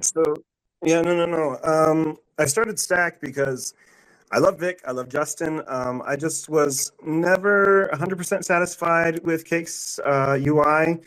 They follow a lot of modern trends that are trends for a reason. Hello. I can hear you. Okay. They're trends. So there are a lot of trends that are trends for a reason. I am. Sorry, Vic. You might want to reload, Vic. I'll message you. Sorry. Continue, Diego. Can everyone else hear me? Yeah, Vic, sign out and sign back in. If you can't hear him, we could all hear him. But I truly say this, meaning no shade to Cake Wallet. I privately and publicly recommend Cake Wallet to like every person that's like, well, I'm not really liking Stack, or hey, I want to be able to buy Monero or use Monero. Like I say Cake Wallet. They got gift cards. You can buy straight out of their app now. Like, go use Cake. I really love Cake, and truly Stack would not exist without Cake. Not that we've worked them, but there's just a lot of inspiration there. But I'm a UX designer, and there was a lot of little niggles, and it's not my project, right? So that was one of the reasons I wanted to make something, throw my hat in the ring. But secondly, there were other coins and things that I wanted to see supported. For those of you who know, there was a big debacle that happened because I was doing some design work for Firo on the side, and Firo is another privacy coin that does legitimate research into privacy protocols and stuff. Probably one of the only ones with an actual like research arm, and do a lot of great stuff. And I'm a privacy maximalist before I'm a Monero maximalist. So, I wanted to see them supported, and there's a lot of little reasons, but ultimately I kind of shrugged my shoulders like, why not? Let's give it a go. And so got my little CipherStack crew together. CipherStack is the account that I'm on right now. We're just, blockchain design development firm, and we do research. We do a lot of design work because we're designers. Yay! So decided to start that up, and been working on it for the past year. I guess it's been a long process with a lot of ups and downs, and but I'd say overall it's been pretty fun. We're targeting a slightly different market, I would say, in that I'm implementing Bitcoin privacy things onto Stack Wallet, such as Paynims, Whirlpool. And let me say, guys, let me be the first to say that working on Bitcoin privacy things has only renewed my love for Monero. Because as I am working on these things, as I'm implementing this stuff, I'm like, this stuff sucks really bad. Like, I can't speak to the privacy guarantees, only to the user experience, right? But like, there's so many things you have to keep in mind. You don't just need the Whirlpool for the mixing. You need post-mix tools to make sure you don't accidentally recombine certain outputs. For Paynims, which is like stealth addresses, but much, much worse. Because you can't reuse Bitcoin addresses privately, so they invented something called Paynims that kind of lets you reuse things privately, but you're not supposed to send the change output. You're supposed to send, in order to use it, you first have to send a tiny transaction to the person you're trying to use it with that establishes a mini connection between you and them. Then you can send indefinite transactions to their address, but you can't spend certain change outputs that come back to you. It is a nightmare. Like, it is a horrendous nightmare. Coin control is a must in Bitcoin because you will just screw yourself over by doing like the slightest thing wrong. You will screw over your privacy. So as I have been working on implementing this stuff into Bitcoin, I'm just like, there's no way. There is 0% chance, even if I make the UX as good as I could ever possibly make it, the best it will ever be, there is 0% chance you're getting grandma to use this. You're getting your parents to use this. Even a relatively tech savvy person is just not going to use this on the day to day, right? It's bad. It's really bad. And as I have been working on these things, I'm just like, man, with Monero, you just send. You just send and you just receive, and it just works. And you don't have to do anything. And I can have my grandma send Monero, or my parents, or my whatever, and it just works, man. Like, I don't have to do any of this mixing, or I don't have to do any of these post mixing, or I don't have to do any of these things. It's so horrendous. The Bitcoin privacy community is a enthusiastic bunch, I guess is the way to put it. They're very supportive of people who are like, oh, that's cool that you're doing these things. So, like, for example, Samurai Wallet is the biggest one for those of you who have heard of it. They didn't invent BIP47, which is kind of that payment code, Paynims resent to the address multiple times thing, but they did make the most popular implementation of it, but it was only on Android. So we put out the first one that's ever come on iOS, and still currently the only one on iOS. And so people were like, oh, yay, Stack Wallet. I got a lot of street cred for that. And I'm in several of their rooms, and they like me, and they like Stack Wallet and all these kinds of things. But like, man, dude, like, we spend so much time. We spend so much time in the design room going over iteration after iteration after iteration of this Bitcoin privacy stuff, because it's just like, this is not good enough. And the stuff we put out, I'm proud of it. Like, if you go to our Paynim implementation in Stack Wallet, it's good. I'm really proud of what we were able to do. But like, it took a lot of time to get there, and it renewed my love for Monero simplicity. You just send, and it just works, and it's great. I love that, actually. Like, I totally feel you, because at Cake we do all the design before we do any of the actual feature implementation, and Vic and I have talked for hours, well, probably combined weeks of time, like real time, on how the hell to do things like Paynims, Whirlpool, and we still haven't settled on anything, right? It's a huge amount of work. So I totally feel you, and yeah, you guys definitely have a very good Paynim implementation, but it's just funny to be like, okay, we now have something that is considerably worse than Monero stuff addresses after all this effort. Yeah, right? That's the thing that gets me, right? Like, I've made the best Paynim implementation out there, if I may toot my own horn, and yet, despite it being the best, it's still fraction of a fraction of a fraction of the privacy that Monero offers. So all this work for just the tiniest bit of gain compared to Monero, like it's actually mind blowing. Wait, you guys are designing? I've just been writing code for the last year. I was Some of us supposed are to design designers. it? It's supposed Some to of be us- used by people? Some of us think that coding is boring, and boring. We Okay, code. if you ever ask for my help integrating with Sarai, you're not getting any now. Mr. Thinks I'm boring. I mean, Your that should profession. just say Chat GPT, please connect. You read one my wall." mind. You read my mind. ChatGPT, please write a decentralized exchange for me and make it secure. Thanks, bye. I mean, that's what I would do. I don't understand why this is so complicated. I would tear it apart in 5 seconds with a list of criticals, and you know it. Well, you'd probably have to use Chat GPT to tear it apart. Well, Wow. the coolest thing, Luke, is that your profession does not equal you. So if I think a profession is boring, I don't think you're boring, you know? You're saying that separate of my work, I'm an actual human being who does things worth celebrating? That's so Yes. sweet. It's also not true. I am solely defined by my GitHub. If you see me write code, I am doing good. If I'm not writing code, I am an abject failure. Do you know how much time I've spent on this project? No. Yeah. So to answer your question, Doug, yes, 2 questions. Yes, what started this, and also kind of what's coming.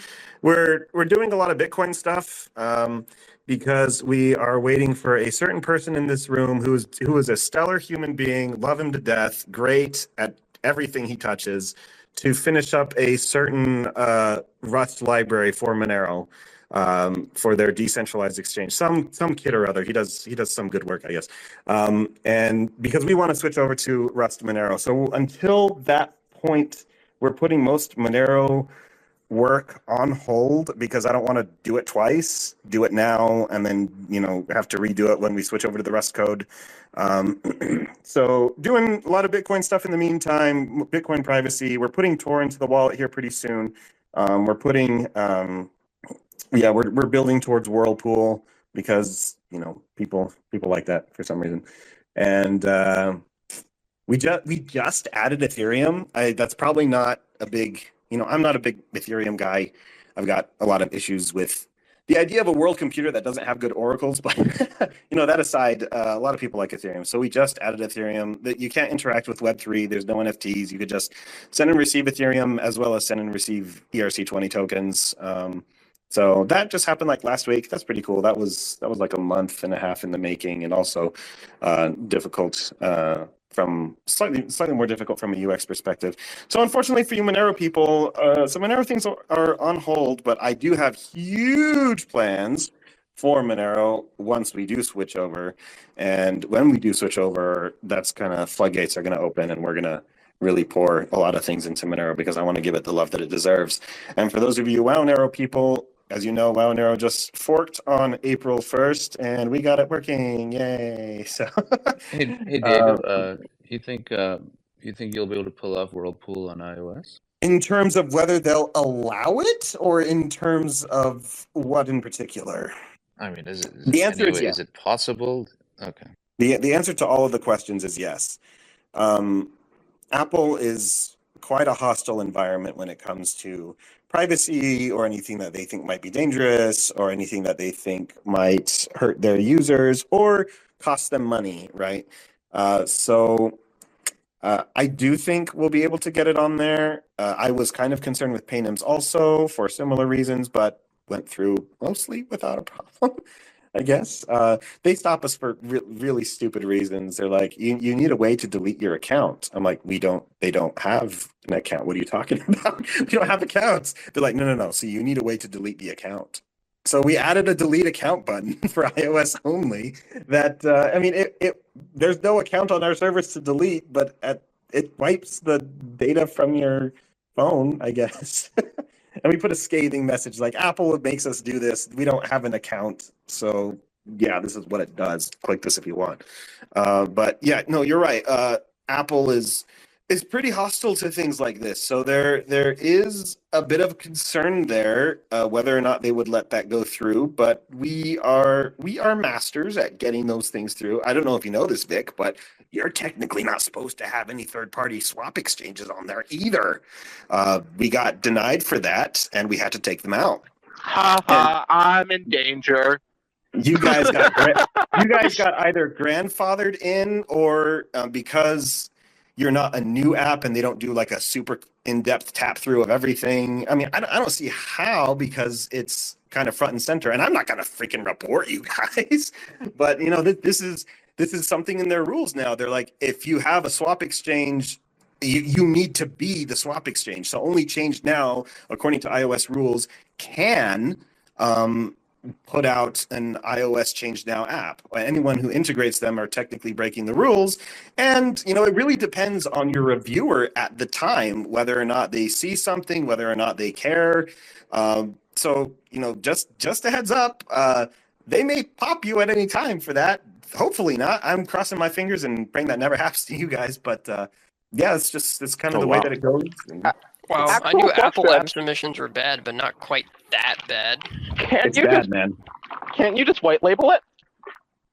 I'm not trying to say you don't have considerations for doing so, but can't you, like, create a quote-unquote service of stack swap and then just back-end by talking to all the other services? You wouldn't be able to be transparent about it to your users, and that sucks. I'm not saying it's worth it, but could you get a swap service just by building your own white label proxy? I mean, it's potentially possible, but that's also a bunch of legal stuff that I'm not keen on looking into for my own company. So, yeah. You don't want to spend millions of dollars on lawyers? What? Not a fan. Excuse me for trying to help. iOS has some issues with things like that. And, you know, they say it's for the protection of their customers. They don't want people getting scammed. They don't want a bunch of saying like, oh, these people scam me, and why did you allow them on the App Store, and you guys are bad people. You know, they take a much stricter approach in keeping people, similar to Monero. So I can kind of empathize, right? Monero, just like I said, Monero is much easier to use than Bitcoin. It's because we do a lot of things by default. We take a lot of quote-unquote power choice from the user. We don't allow them to do a lot of certain things. And then the end result is everyone is much more private, and the crowd that you're hiding in is much more homogenous, and all these things. So Apple is kind of taking this approach with their users. I think they're being a little bit draconian about it, but, you know, it's not my business. If it was, I wouldn't be here because I'd be filthy stinking rich. But it's not my business. It's the way that they want to do things. So that's kind of the way it is. And yeah, building on iOS is an absolute pain. So because of this, with Whirlpool, they may take a look and say, yeah, no, we're not doing this, which would be really sad because there is no Whirlpool implementation on iOS. We would be the first, although I think somebody's going to beat us to it, Bitcoin Keeper, another app, which is a little disappointing, but, you know, what happens, happens. But I don't know, maybe iOS will deny them too. We have I don't want to say too much here in case an Apple, religious Apple person who will go report everything to them is here at the moment, in which case I'm so sorry, Vic, please forgive me. But I've been recording this entire conversation. Apple gives me 10% of whoever I snitch on. Yeah, we have ways of trying to circumvent this.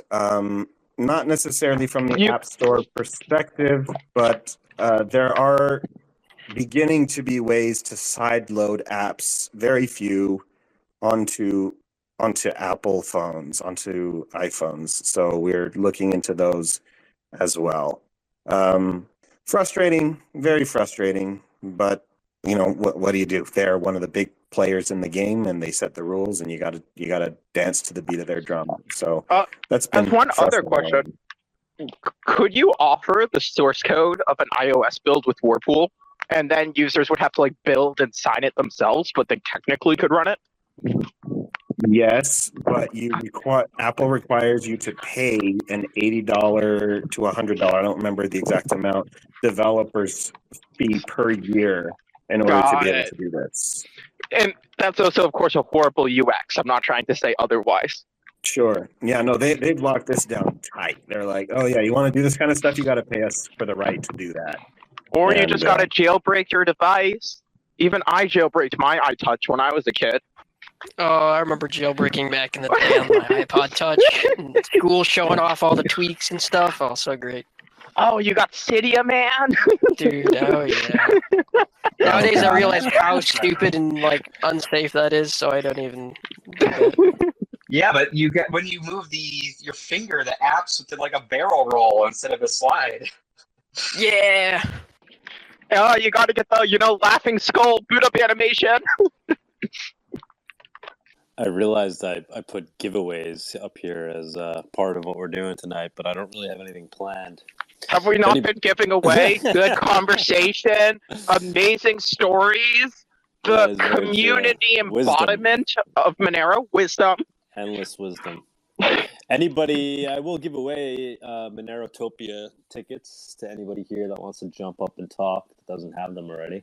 You're welcome to, so that'll be the giveaway. If you want to come up on stage, be happy to give you a Monerotopia ticket, either in person or virtual. We have virtual tickets too. Diego, man. So what is the business model of the app, of the wallet? I mean, we're similar to Cake in that we get commission from ChangeNow and Simplex, where you can buy coins, not Monero. Cake's got us there. And in addition, Whirlpool, when implemented, they also give a percentage of the money that they make. Whirlpool as a protocol allows the person running the mixing servers to take a very small percentage as fees.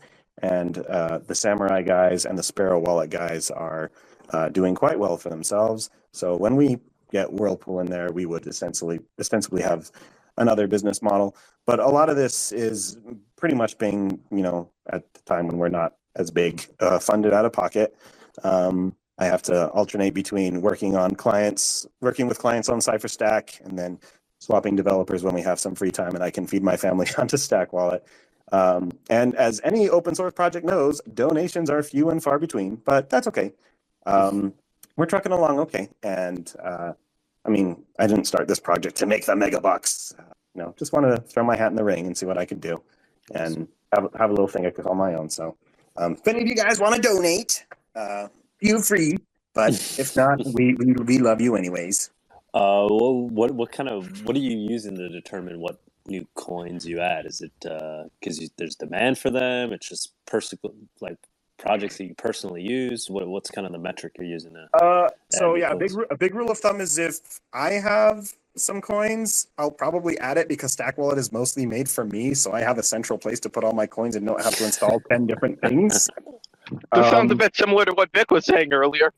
But that said, there are a couple of people who have popped in and be like, hey, we want to be included and stuff. And, the closer you are to Bitcoin and the easier it is to piggyback you off of Bitcoin's code, especially if you've done very few changes, the more likely you are to get on. Dogecoin was not difficult. Bitcoin Cash wasn't particularly difficult, although they are a very loud crowd and want very specific things. So I was about to say, Bitcoin Cash actually has changed a few things. Yeah, I know. I know incidentally. I know. I pulled out my hair enough about it. So, but yeah, and in general, coins and clients that I've built up decent relationships with are fairly likely to get on. It really depends though. If you're a ground up implementation of something, man, dude, that's probably not gonna happen, or you're gonna have to super fund the development of this stuff because it's pretty annoying and it takes a lot of time. Ethereum, obviously there's nobody there to give us money and no project lead or whatever, so we kind of did that on our own dime, and it took a long time, a lot of debugging, and not something I really cared to do, especially when there's coins that we already support, like the biggest one, like Bitcoin, that's like, oh, we want these features and these features, and they're more likely to give money for one, but also, I like Bitcoin. I don't love Bitcoin. I have huge issues with Bitcoin, but I like Bitcoin. You know, it's all right. And so I'll work on Bitcoin things. We do have a lot of coins, yeah. And I don't own coins for several of them, but I don't know. You got to pay the bills somehow. So use the proceeds that you get from the shit coins to work on the stuff for the coins that you really want to work on, I guess, is some of the business model. And a couple of coins have put up the development costs because they like what they see with Stack Wallet and the good UX and all these kinds of things. Like, we want to be with you guys. And Cake is very snooty because they Cake is the high standards people. They're like the 5-star restaurant you go to, right? And I'm the little taco truck. So Cake has a dress code, which is good. It's good. People know what they're getting with Cake. Food's always better at the taco truck. Oof. Yeah, I know. He agrees. Stock Wallet also is pretty cool. I know I was like praising Cake a bunch, which Cake is really good, but I did check out Stock Wallet I think last week, and I like the UX a lot. It's pretty good too. It's not quite as smooth as Cake Wallet, and I know it's like newer and still in development, but I really like the option for more coins just because I don't really use those other coins for actually transacting because honestly, there's nothing that useful for transacting other than Monero, but I do hold some other coins, like I do hold Ethereum and Firo. Firo is also a cool privacy coin. So I like the fact that there's more options on there. Is it Firo or Firo? Is Ethereum working for you, man? Is what? Is Ethereum working for you? Yeah, to an extent. I was able to make one transaction happen. Cool. And so I think it was fine. I don't think I had any problems with it. That's a relief to hear. We were a bit nervous putting it out there. Are you running your own Ethereum node? That's in the we are. That's actually and I do not recommend. We are running our own Ethereum archival node. It is a horrendous experience, a gigantic shit show. Wait, why are you running an archival node? So that way people can restore. No, but you don't need to run an archival node for that. Like, I don't want to sidetrack this too much for technical discussion, but without an archival node, you should still be able to query every log. And because you can query every log, but the Ether transfers won't emit logs, so only the ERC20 ones will. Got it. Okay. So yeah, it's not a good experience. Once again, made me appreciate things like Monero. It's like, oh look, the chain is syncing, the chain is synced. It might take a little while, but it works. Ethereum was a 3.5 week process, and we had to upgrade our server like twice because they're like, oh yeah, no, we need more space, we need more power. And it do not recommend. But you do know you could replace your archival node with just an Ethereum transaction indexer, right? All you have to do is index the Ether transactions, and then a regular node should be fine. We can go ahead and talk afterwards if you want to talk with me about it. I would like to help out my friend, yes. If you would like help, I would be happy to help. Just use a But we've already got third-party it going. service. Just use Coinbase, whatever. They have an SDK now. You can just give all the data to them. Pay Firo or whatever. I don't know. There's all sorts of like Ethereum API stuff out there. I run an Ethereum API. It's ether.sec.gov. Totally independent, honest, not selling your data, not giving it to the government. But you just start using that for all your securities transactions. Sorry, legitimate token transfers. And I'll get back to you shortly. Yeah, that's exactly my point. A lot of the Ethereum wallets are actually reliant on these like very centralized systems, and I think a lot of people don't realize that. I mean, MetaMask goes through Infura. Isn't Infura independent, or is it with consensus? Oh god, I don't know who owns Infura, but they're a huge name in that type of space. And then I know MetaMask itself is by consensus. I think at least. I think MetaMask and Infura are involved with consensus. Yeah. Either way, wouldn't recommend. Was a big pain, but if you do want to do that for some reason, we learned a lot of lessons we can probably pass on to other people, so let us know. Yeah, so that happened. Ethereum, yay. Yeah, on the Infura website, I click on careers and it goes to the consensus website, so I think that's an indication that they're affiliated. What? I thought Infura was just a small town friendly Ethereum people. who would never partner with a big corporation to take your data and harvest it.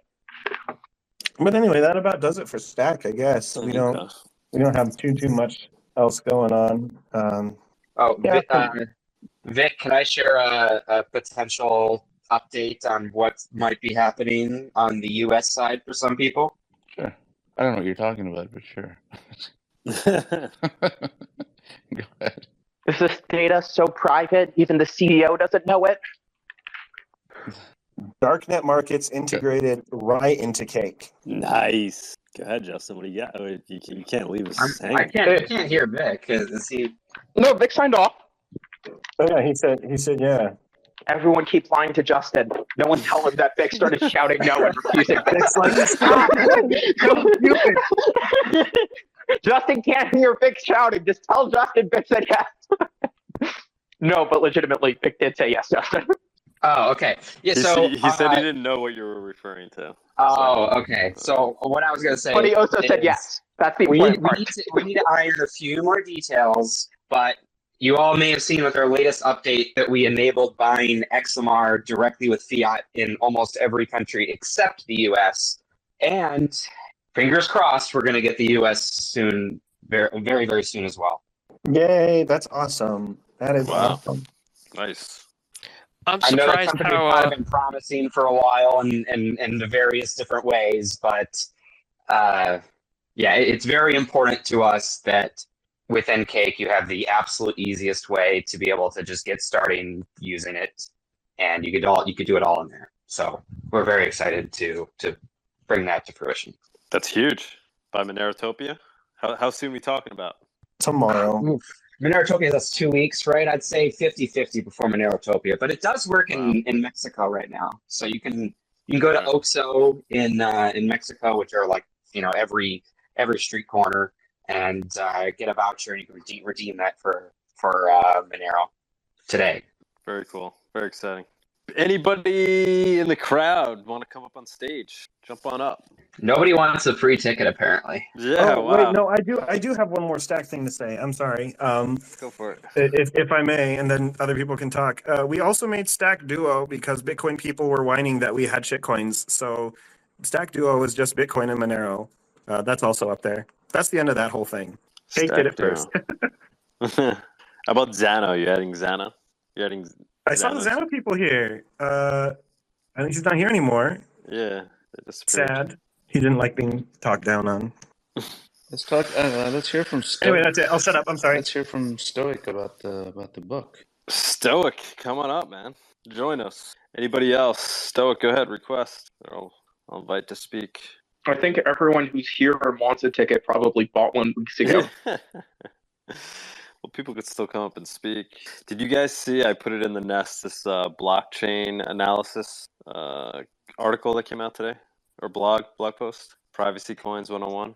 Yeah, I skimmed that and I laughed because they're like, yes, in our opinion, Bitcoin is the perfect mix between privacy and transparency. And, I could just sit there and say, well, in my opinion, it's not. Right. It's like that same analysis company is telling you it's better to use Bitcoin because you can opt in and out, right? It's like pretty hilarious advice. Yeah, they're like, for businesses, they need the transparency. Like, what about my business do I need to know? Like, why is my business better off because I have to pay for their tool to let me know if the funds are good or not? How does that help me? So and it's kind of funny too, because the article opens up talking about cash and how privacy coins are like cash. And of course, it lists the top 3 privacy coins by market cap, including Dash. On the one hand, it has don't want to Decred listed as a privacy coin too, I believe. I don't even some of these are just like I really don't get some of these listings. I mean, like, I understand Dash has CoinJoin via their master nodes, but I mean, like, by that metric, like Bitcoin is a privacy coin because it has Samurai, like Bitcoin Cash is a privacy coin because it has Cash Fusion. I mean, one of the things they list is Keep Network. I'm pretty sure Keep is a multi-sig solution. I legitimately don't think Keep Network has any privacy technology. Yeah, but that's irrelevant to whether they call it a privacy right, coin. They also list like Status. The Ethereum project Status, one of the developers of an Ethereum node.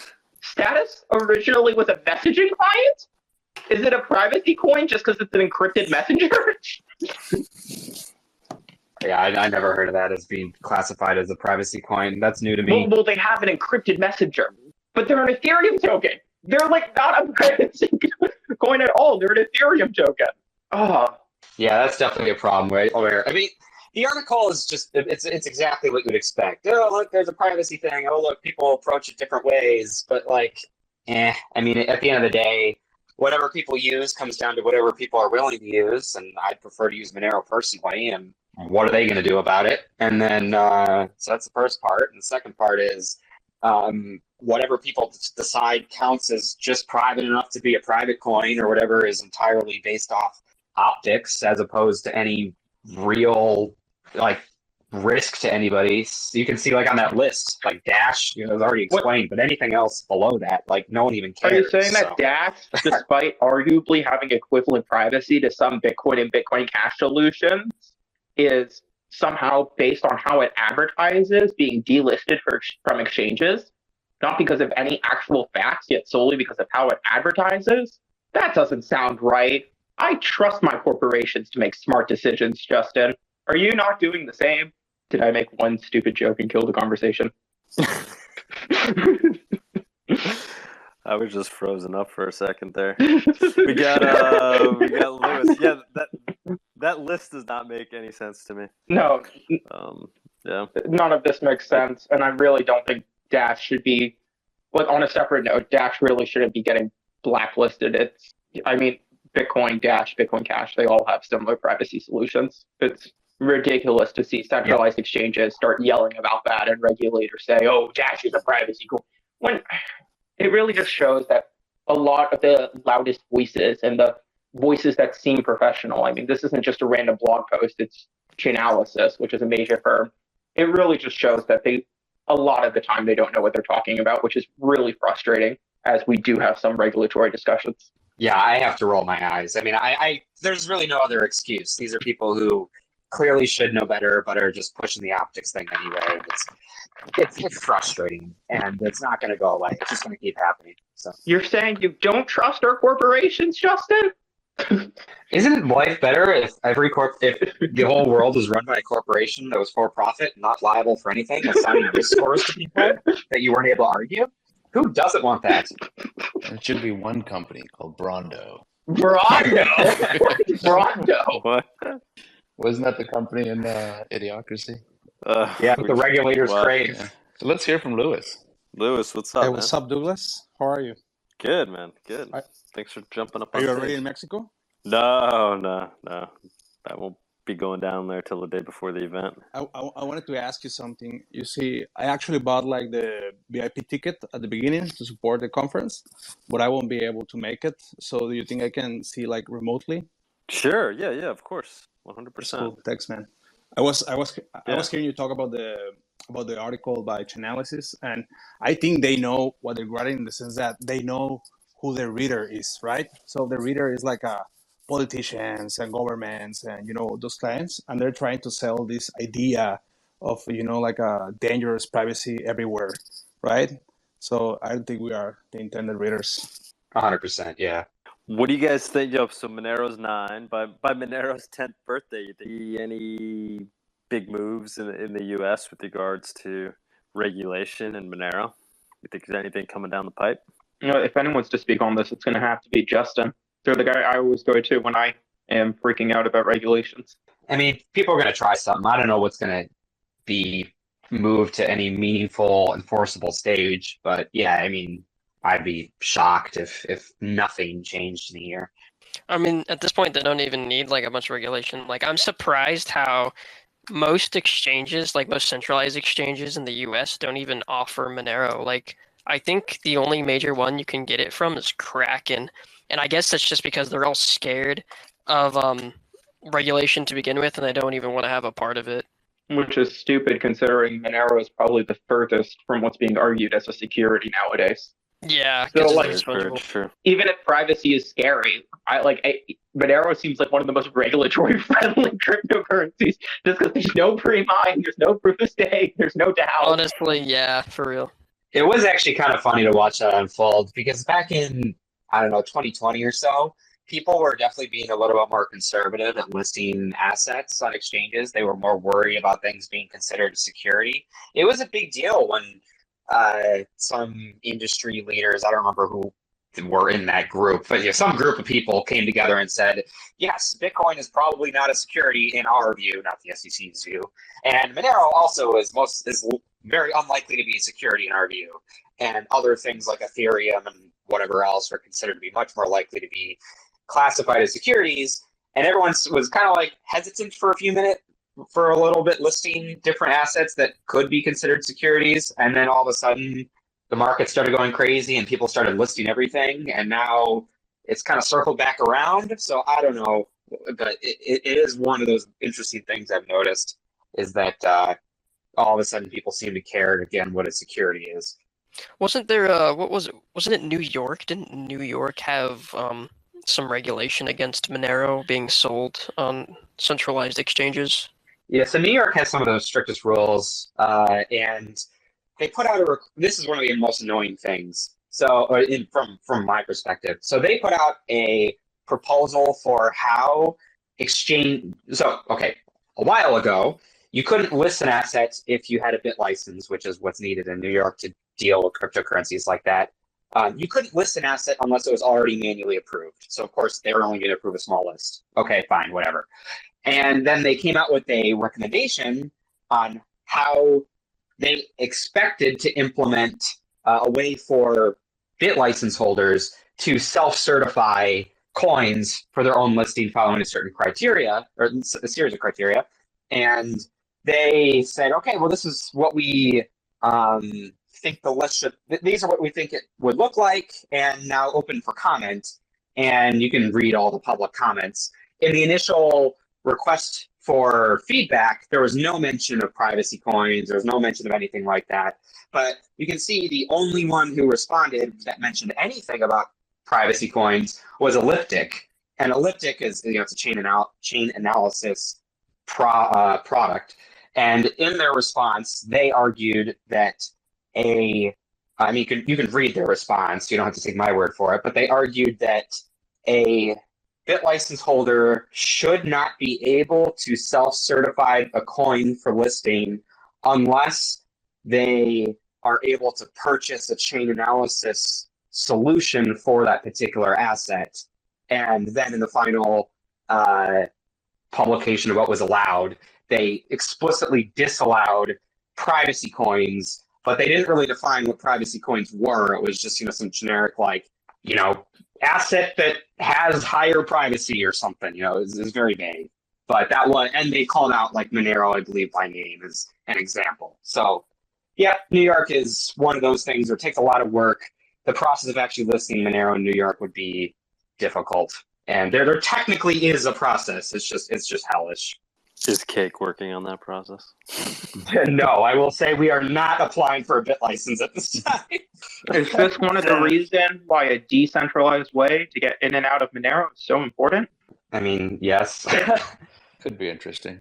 But somebody mentioned that Kraken's the only way in the US right now. But on our website, we do have a way to buy Monero we do have a Monero fiat on-ramp.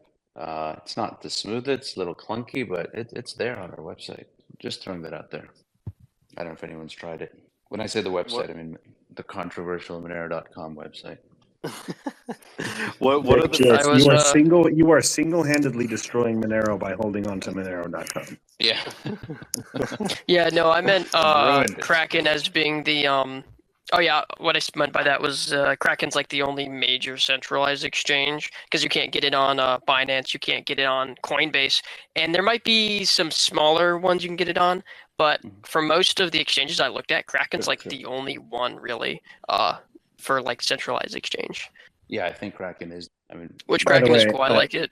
Bittrex is out. Binance doesn't offer it. Coinbase doesn't offer it. Right? Exactly. You guys By mean the way, I Binance guess US? this whole Monero.com is silly, Vic. Yeah, sorry, Binance US. I forgot that they did that weird split thing. Yeah. Diego, what'd you say? I said I was joking in case it wasn't clear to everyone in this room. The whole Monero.com thing is quite silly. Yeah. Appreciate that. Yeah, what we do. Monero.com thing? Let's not get into that. But there is a way to buy Monero. There is a way to buy Monero on Monero.com. Yeah, I did see that. That is pretty cool. That's cool that people are trying to push through all this stupid KYC regulation stuff to try and make easier on ramps for Monero because they hate that for sure. Lewis, you just put out I was just looking 10 minutes ago. You put out a screen recording of Cake. What were you trying to show in that? Yeah, because you guys were talking about the the buy feature is enabled outside the US, and since I'm outside the US, I wanted to show the people there how it looks. Okay. Yeah. Maybe it's just me, but I'm old-fashioned. Like the way I buy Monero is I basically token swap. It's what I gotta do most of the time. I basically just get some Bitcoin or some other coin, and then I go to Trade Ogre and then just buy some Monero. Oh, that's not old school. I buy Monero with crack. Most people buy their crack with Monero. Oh, someone's at my door now. Yeah, I guess I have a question for all of you seasoned Monero people. How do you buy your Monero? Because when I first started, I was like, oh, this privacy coin, government hates it. I have to get this anonymously myself. And so I went through all the hassle of getting it anonymously. And I did that. It was just like way too much effort and like a waste of money. And at some point I realized, you know what? Since Monero is like private and 100% fungible, even if the government knows I have it, like they can't see anything after I pull it out of the exchange. So I'm like, you know what? I already had a Kraken account. I'll just use Kraken to buy a bunch because I can buy any amount whenever I want with really low fees. I just don't like the fact that I'm using a centralized exchange that has all this KYC.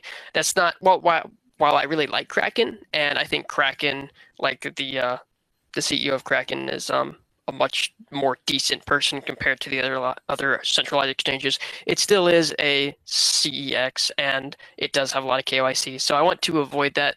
I know there's local Monero, and there's some other ways to do it. But I guess I just wanted to get the general gist of how everyone each gets their own Monero. Didn't Kraken CEO resign a few months ago? Jesse? Yeah. Wait, really? Yeah. He's still affiliated with Kraken on a different position. He's like still on the board or something, but he's not the main CEO. Oh, I didn't even know that. Wow. Tuxedo. There was some, I think, scandal, but I forget exactly what. Or like some question about him that caused him to move to the side. I really want to hear how you guys buy your Monero. I'll tell you mine. I for example, here where I live, there's gift cards for Bitcoin, and they're like actually like they're priced at the right price. And then I just get the Bitcoin, send it to Trade Ogre. I have a burner email for Trade Ogre, and then I get my Monero that way. I earn my Monero by that's the coolest way for jobs. Sure. Yeah, I don't think I've ever purchased Monero. wait, but the important question here is how you earn your Monero, right? Because you may be running like a like a botnet or something like that. I am a UX designer. Send me 10 Monero and I'll send you 20 back. Exactly. Yes. Very cool, man. Yeah, and for Cake Wallet, it's the same way. We earn our we earn Bitcoin in Monero, but I think Tuxedo, you bring up a good point. I mean, and I've mentioned this before as well. Everybody's got like a different level of privacy they want, right? Like you were saying, you don't mind if people know that you bought Monero from Kraken, and I'm in the same boat. I don't care if somebody knows I bought it, but once I have it, they won't know how I use it. But then there's like really hardcore people in the Monero community. They don't even want anyone to know they have Monero or how they got it, or even if they have it. So there's like a whole wide spectrum of privacy levels I've seen in the Monero community.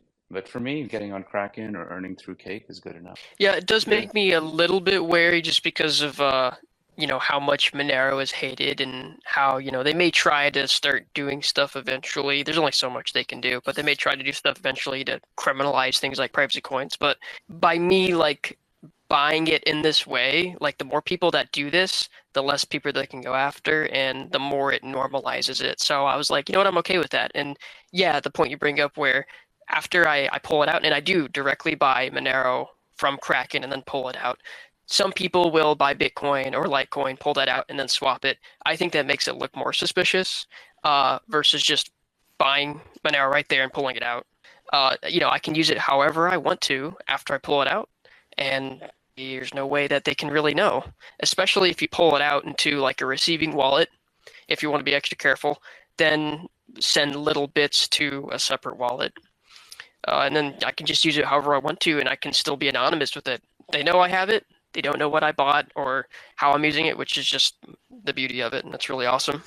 Yeah, and Trade Ogre is great, but it's centralized and it's kind of like a underground exchange, unregulated. And what if you send your Bitcoin there and somehow that gets tagged as dirty Bitcoin that you sent, So I guess there's risks everywhere. Yeah, And I guess Tuxedo. Go ahead. Oh, sorry.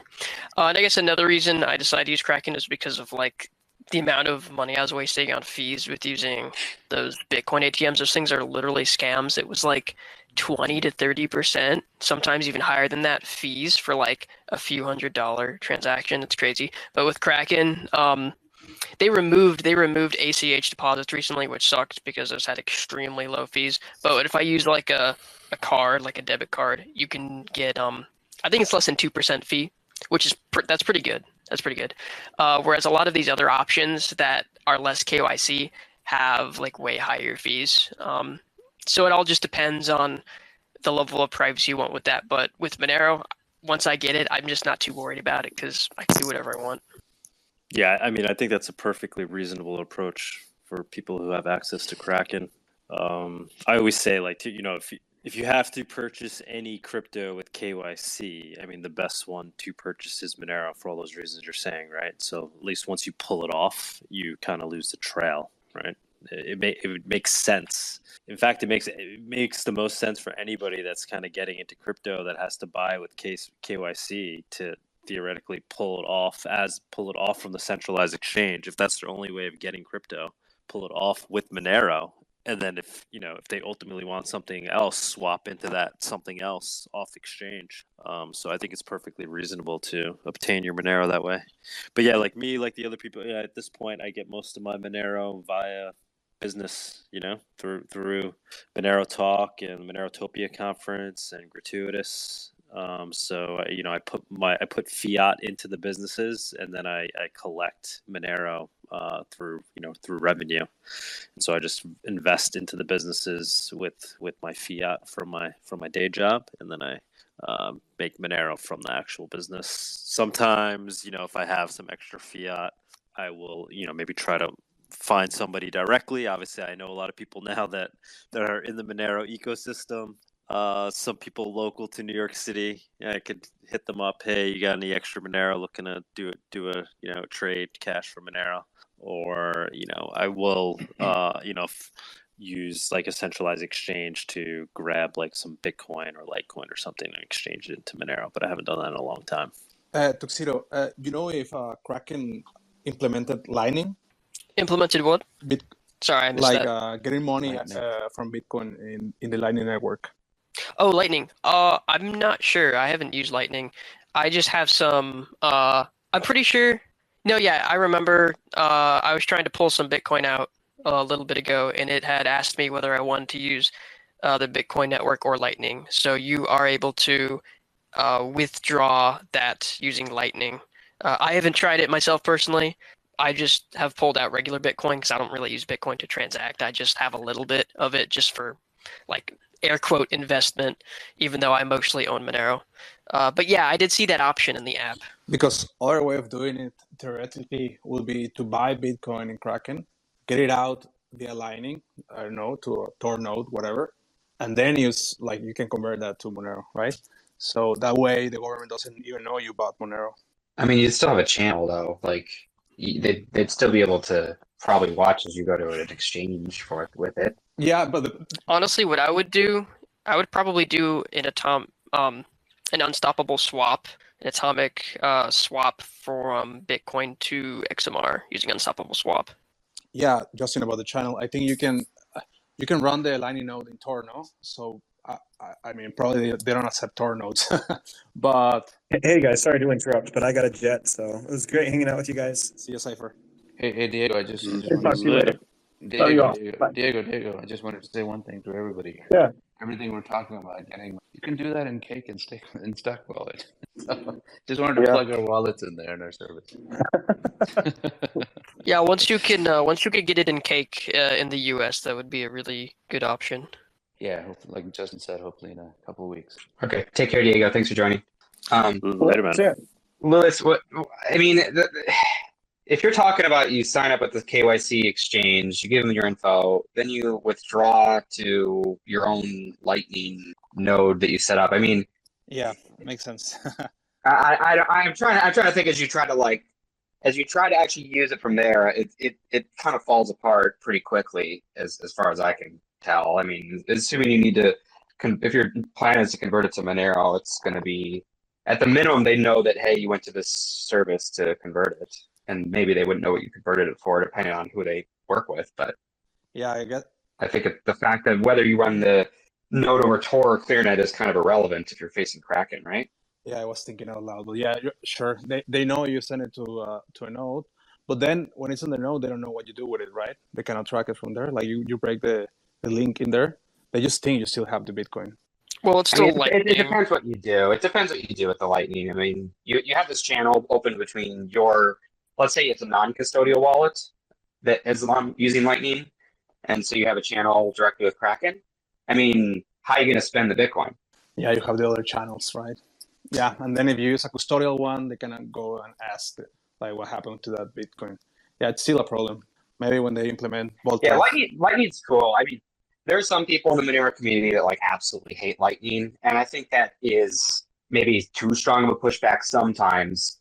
Lightning is a niche that can be useful, and like Bitcoin, you can use it privately. It's just a lot of people, I think, overstate how it helps in certain circumstances. It mostly helps with efficiency in custodial cases. And with Magic Grants, we actually worked. We had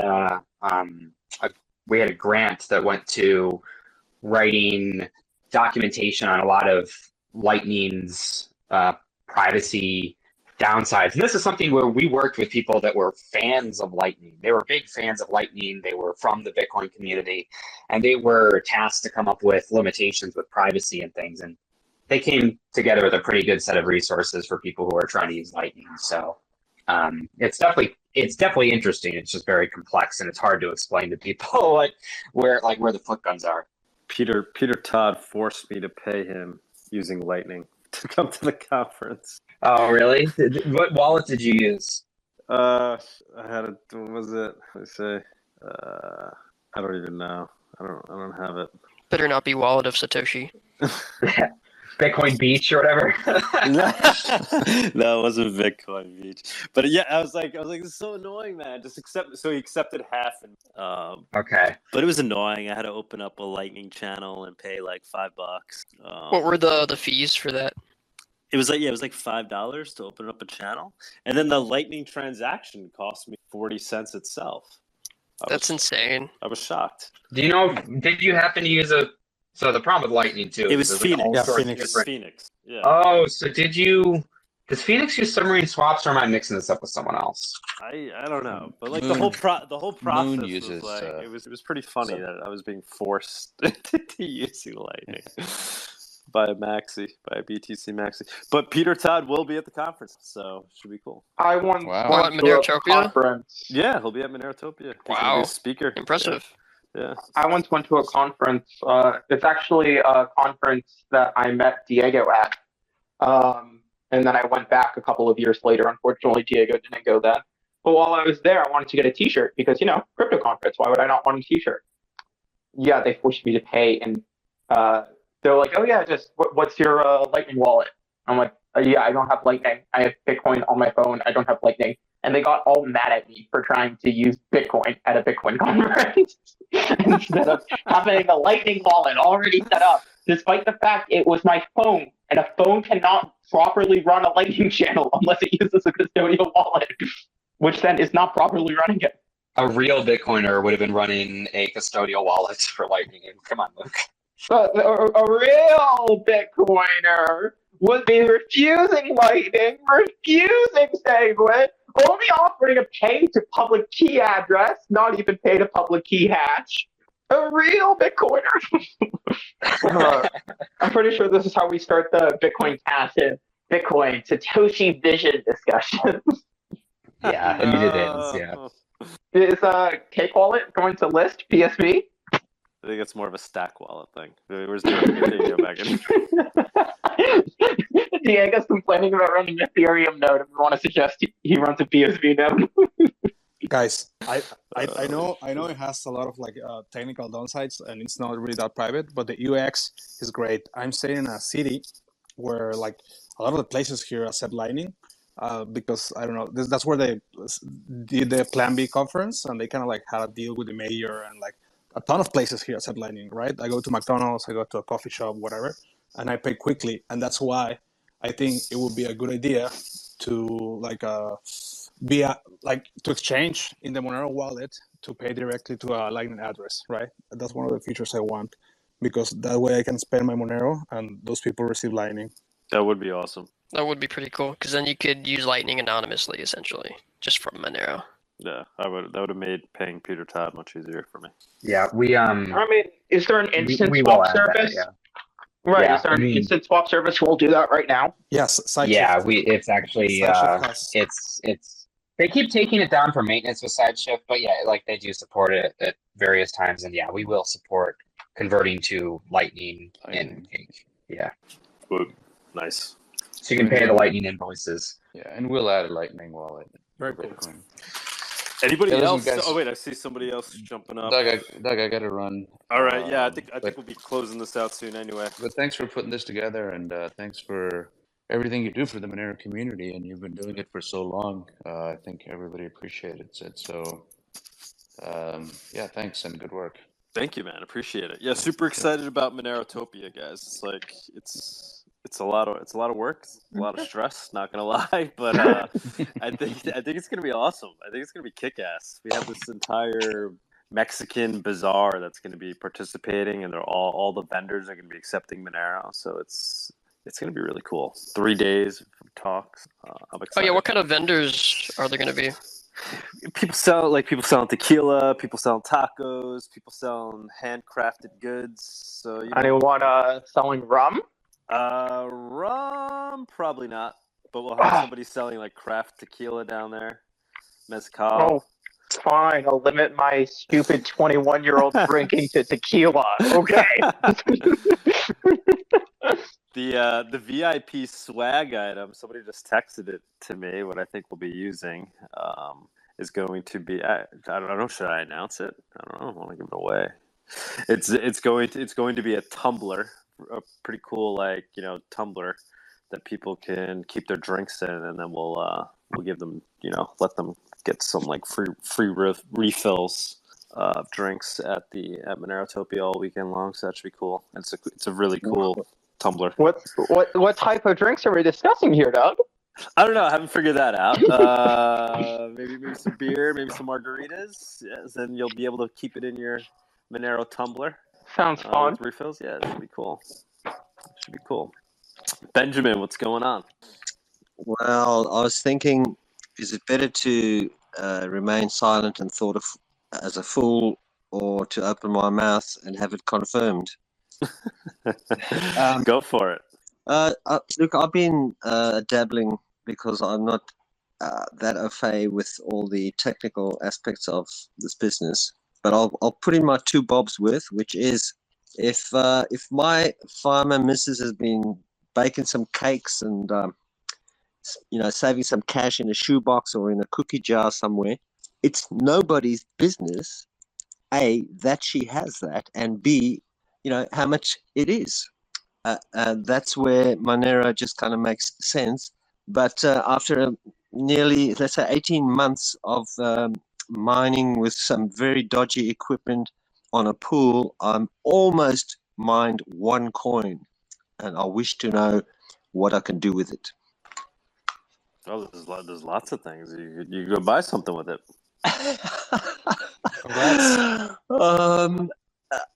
Say again? Congrats on buying on mining a whole Monero. Yeah, thank you. It's, So it I wasn't have- Monero that you mined? I'm I'm only mining Monero. I've got some old laptops and some old towers that I've all hooked up, and they're not mining at a great pace or anything. At best, about 18 kilo hashes a second. And yet, as I say, it's taken nearly 18 months to mine one coin. Have you considered using P2 Pool? It doesn't sound like you're currently on it, but I just have to show the decentralization here. I'll have to do some homework and read up and find out how to hook all of that up. Unless I can get some pointers on where to go for a shortcut. Yeah. I mean, a crash course. Benjamin, if you want to spend on Monero, you should download the Cake wallet. You can buy gift cards there.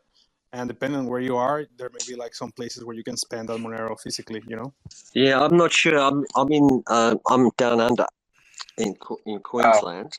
So go to buy.cakepay.com and you can get here. Let's see what's down under. Australia. All right, you can get an M brand prepaid card. And, so what was that? Sorry to interrupt. It's buy.cake wallet, was it? Buy. Cakepay, PAY.com. We have to log in. Stupid. It's dumb. There's no way around that. We tried to get around it, and they told us we couldn't. So you have to provide an email and log in. But you can see what's available in Australia, and you can spend XMR on gift cards and prepaid cards. Excellent. If you use an email alias service like Anonaddy or Simple Login, you can just like make a new alias and use that. That's what I did. Look, there's so many of these new things like an email alias, but I've looked at it and not been sure how it works, and so I just stick to what I know. But yeah, that's all good suggestions. I just wanted to chime in. I heard when you were downloading your wallet and sending your Monero, you sent it to the wrong address, and now it's gone forever. And of course, we can't see your transaction history and try to help because it's private. But of course, I'm so sorry that you no longer have any Monero. No, I don't understand. I still have my Monero coin, I'm sure. The joke about voting accidents and all that. The joke is none of us have Monero, but you can't prove otherwise. Yeah, I was about to say, if you wanted an example of a place you can actually use Monero, so like Anonaddy, I use Anonaddy. It's a popular email alias service. They directly accept Monero, and I also pay for Mulvad VPN. They directly accept Monero also. There's a lot of various like tech services that accept Monero. Yeah, check out Monerica. Monerica.com is a great resource listing all the different vendors that accept Monero directly. Bro, I almost don't want you to spend it. Like, it took you like 2 years to get it by mining. It's like, if it wasn't... Yeah. It's just treasured prize. Look, I did try to set up a node at the very beginning. I started off, downloading the entire blockchain and all of that. But the equipment I was using was so slow, and the internet, everything has just been against me. But I diverted a whole bunch of computers that were on their way to being chucked out, basically, and wiped the old Windows and installed Linux and have them just sitting there mining 24/7. But as I say, it's a very slow process. I love this guy. Thank you for your service. I will say, Benjamin, it's your lucky day. You just won yourself a ticket to Monerotopia, being a speaker up here today. So, well, thank you for that. Although I don't know how I'll get there. A and B, is it a virtual thing? I mean, what is Monero? There is an in-person ticket, but yeah, you're probably not gonna have time to figure out how to make it to Mexico City. No, you should. He should go. You should go. You should definitely go. Yeah, encourage it. Here, spend your one Monero on that. That could be. Look, unfortunately, we've had tyrannical governmental interference over the last few years, and things have changed radically. That's why I've entered into the space in the first place. Besides, I'm pretty sure for one Monero, they'll fly you just far enough that you're outside Australian airspace, and then they'll just be like, "Yep, that's all your ticket paid for. Time to get outside." I have for a long time been trying to figure out how I can convert sapphires or whatever, cash or fiat or whatever you want to call it, into Monero so that it's just sitting there. You see, and I've learned a little bit more today, so I will be finding out more as I go. And yeah, I'm diving in, boots and all. This guy about freedom. I will About DM Benjamin, DM me so I can send you the free ticket. So yeah, there is a virtual ticket as well. So you're definitely gonna want to check that out. Then this is the ultimate rabbit hole experience for 3 days. Whoa, sounds exciting. Who am I talking to? Who do I have to DM and how? Douglas Tuman. I'm you see me up here, the co-host. Ah, okay, gotcha. Yeah. Gotcha. So it's the Monerotopia conference, and this is a little envelope icon. I guess that's it. Yeah. Send me a DM. Okay. Or I'll send you. All right, and I'll hit you up after. I'll send it to you. Boom. There we go. Done. Excellent. Well, hey, I'm learning a lot. Benjamin. Right. I'll also just. I've been playing with. Yes. Sorry. Go. I want to tell you that you have probably mined here more Monero than all of us together, and you shouldn't feel like you don't know, because you are real OG here. Yeah, props to you for actually mining Monero. Yeah, seriously. Wicked. That's giving me goosebumps. My hair's standing up on end. Fantastic. That's great. Now, I just wanted to say that I've been sort of a self-taught Linux distro slut, I'll call myself, for 20 years. And I don't know a lot, but I know a little, and I'm happy to be part of this whole thing. Just curious, are you into other cryptos as well, or are you kind of focused on Monero? No, in the full on, what would you call it, the KYC method, where you here in Australia they have they've got the machines, the ATMs and news agents. You can go in then and use cash to buy coin. And so I've set up SwiftX. I don't know if you've heard of them, but I lost a third of my Tosh over a matter of months, and so I've been a bit loath to even go and look at it. It's probably on the way back up. So I do have some Ether, and I have some Bitcoin, and I have a bunch of other small amounts. But to me, the Monero is a whole separate thing. And also, in light of them wanting to bring in the centrally controlled crypto, as in, get rid of cash altogether, we've got to fight that, because cash is king. 100%, man. You are a Monero maxi, man. You're speaking like one. Okay, let me tell you something else. I've been working on a jingle based on a Queen song. Goes like this: keep that cash alive, keep that cash alive. When you earn and spend it, you help it to survive. Now that should be on every bloody radio station. That's are amazing. A man of many talents. I'm also a white-haired old fart. Shit, I'm loving it, Benjamin. But you gotta stop by our Monerotopia, dude. Every Saturday, 11 a.m. Eastern. We need you as a regular guest. Okay, let's see. Monerotopia, one word. Monerotopia, yeah. That's the conference, but we also do a weekly show on Saturdays at 11 Eastern. Let's just have a look. Okay, Monerotopia.com. I've just found that, and you have an Instagram. Okay, I'll be looking at all of that. When's the actual 3-day thing? The conference is May 5th, 6th, and 7th. Okay, we'll lock that in. I'll be there for sure. But please jump on our weekend shows. We'd love to have you, man. You got skills. And the shows are where? In YouTube or?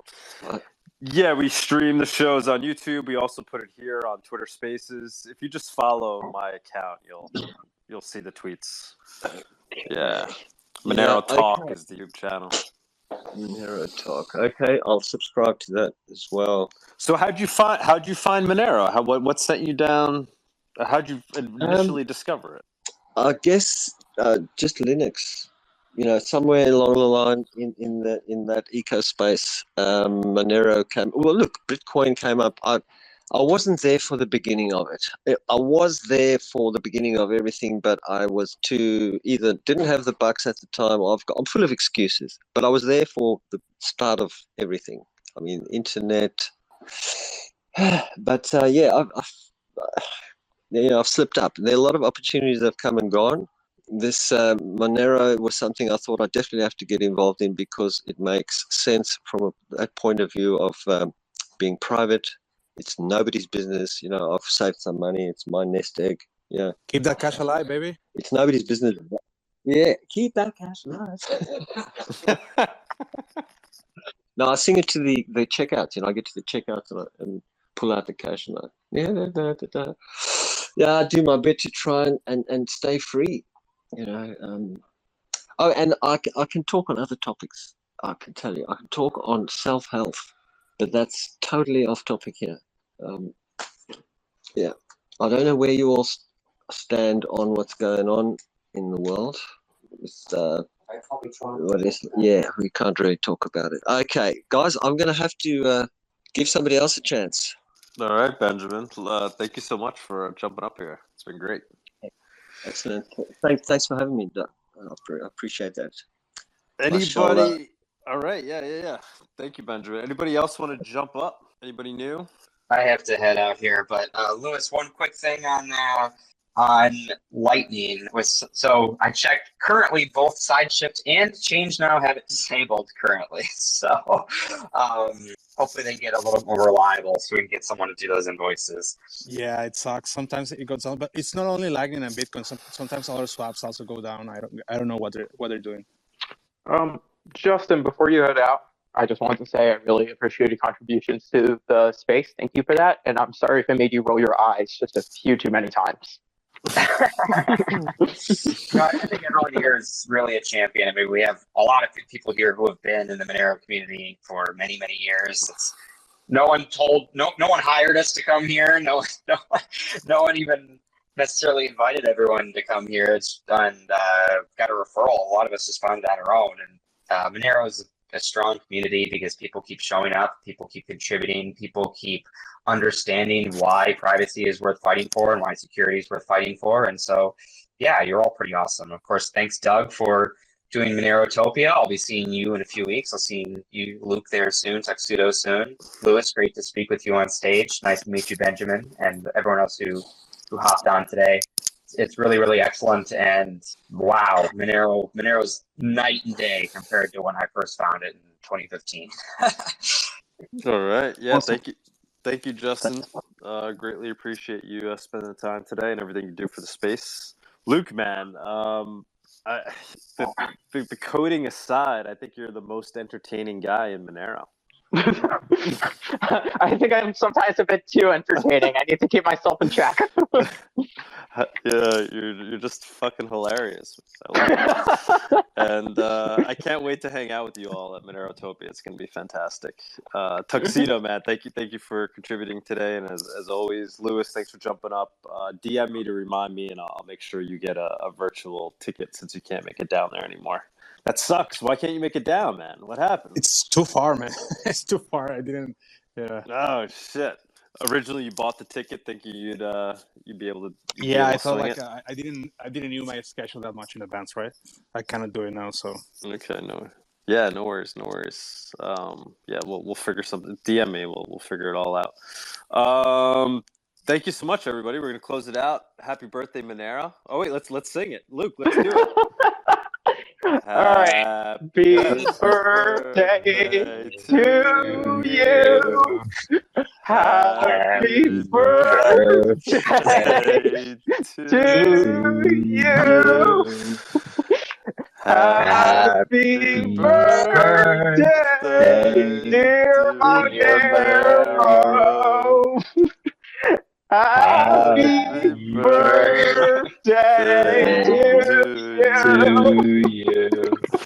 I think we should just have Benjamin do that as a solo. Please. I think that would be much better. That might have got a bit better. Wait, Benjamin, you'll just hit it. Do it as a solo for us. Happy birthday to Monero. Happy birthday to you. Happy birthday to you. Happy birthday, dear Monero. Happy birthday to you. Bravo. All right. And of Bravo, bravo. And of All course, right, guys. before we head out, thanks, Doug, for putting this together and being a great host. Awesome. Yeah, thank you, man. No Alright, problem. bye. Good night and good Cheers, morning. everybody. Daytime here. Bye. Adios. So long. Bye, everyone. Thank you for joining us on this week's episode. We release new episodes every week. You can find and subscribe to our show on YouTube, Odyssey, iTunes, Spotify, Stitcher, or wherever you listen to podcasts. Go to Monerotalk.live to subscribe for a full list of places where you can watch and listen. If you want to interact with us, guests, or other podcast listeners, you can follow us on Twitter. And please leave us a review on iTunes. It helps people find the show, and we are always happy to read them. So thanks so much, and we look forward to being back next week.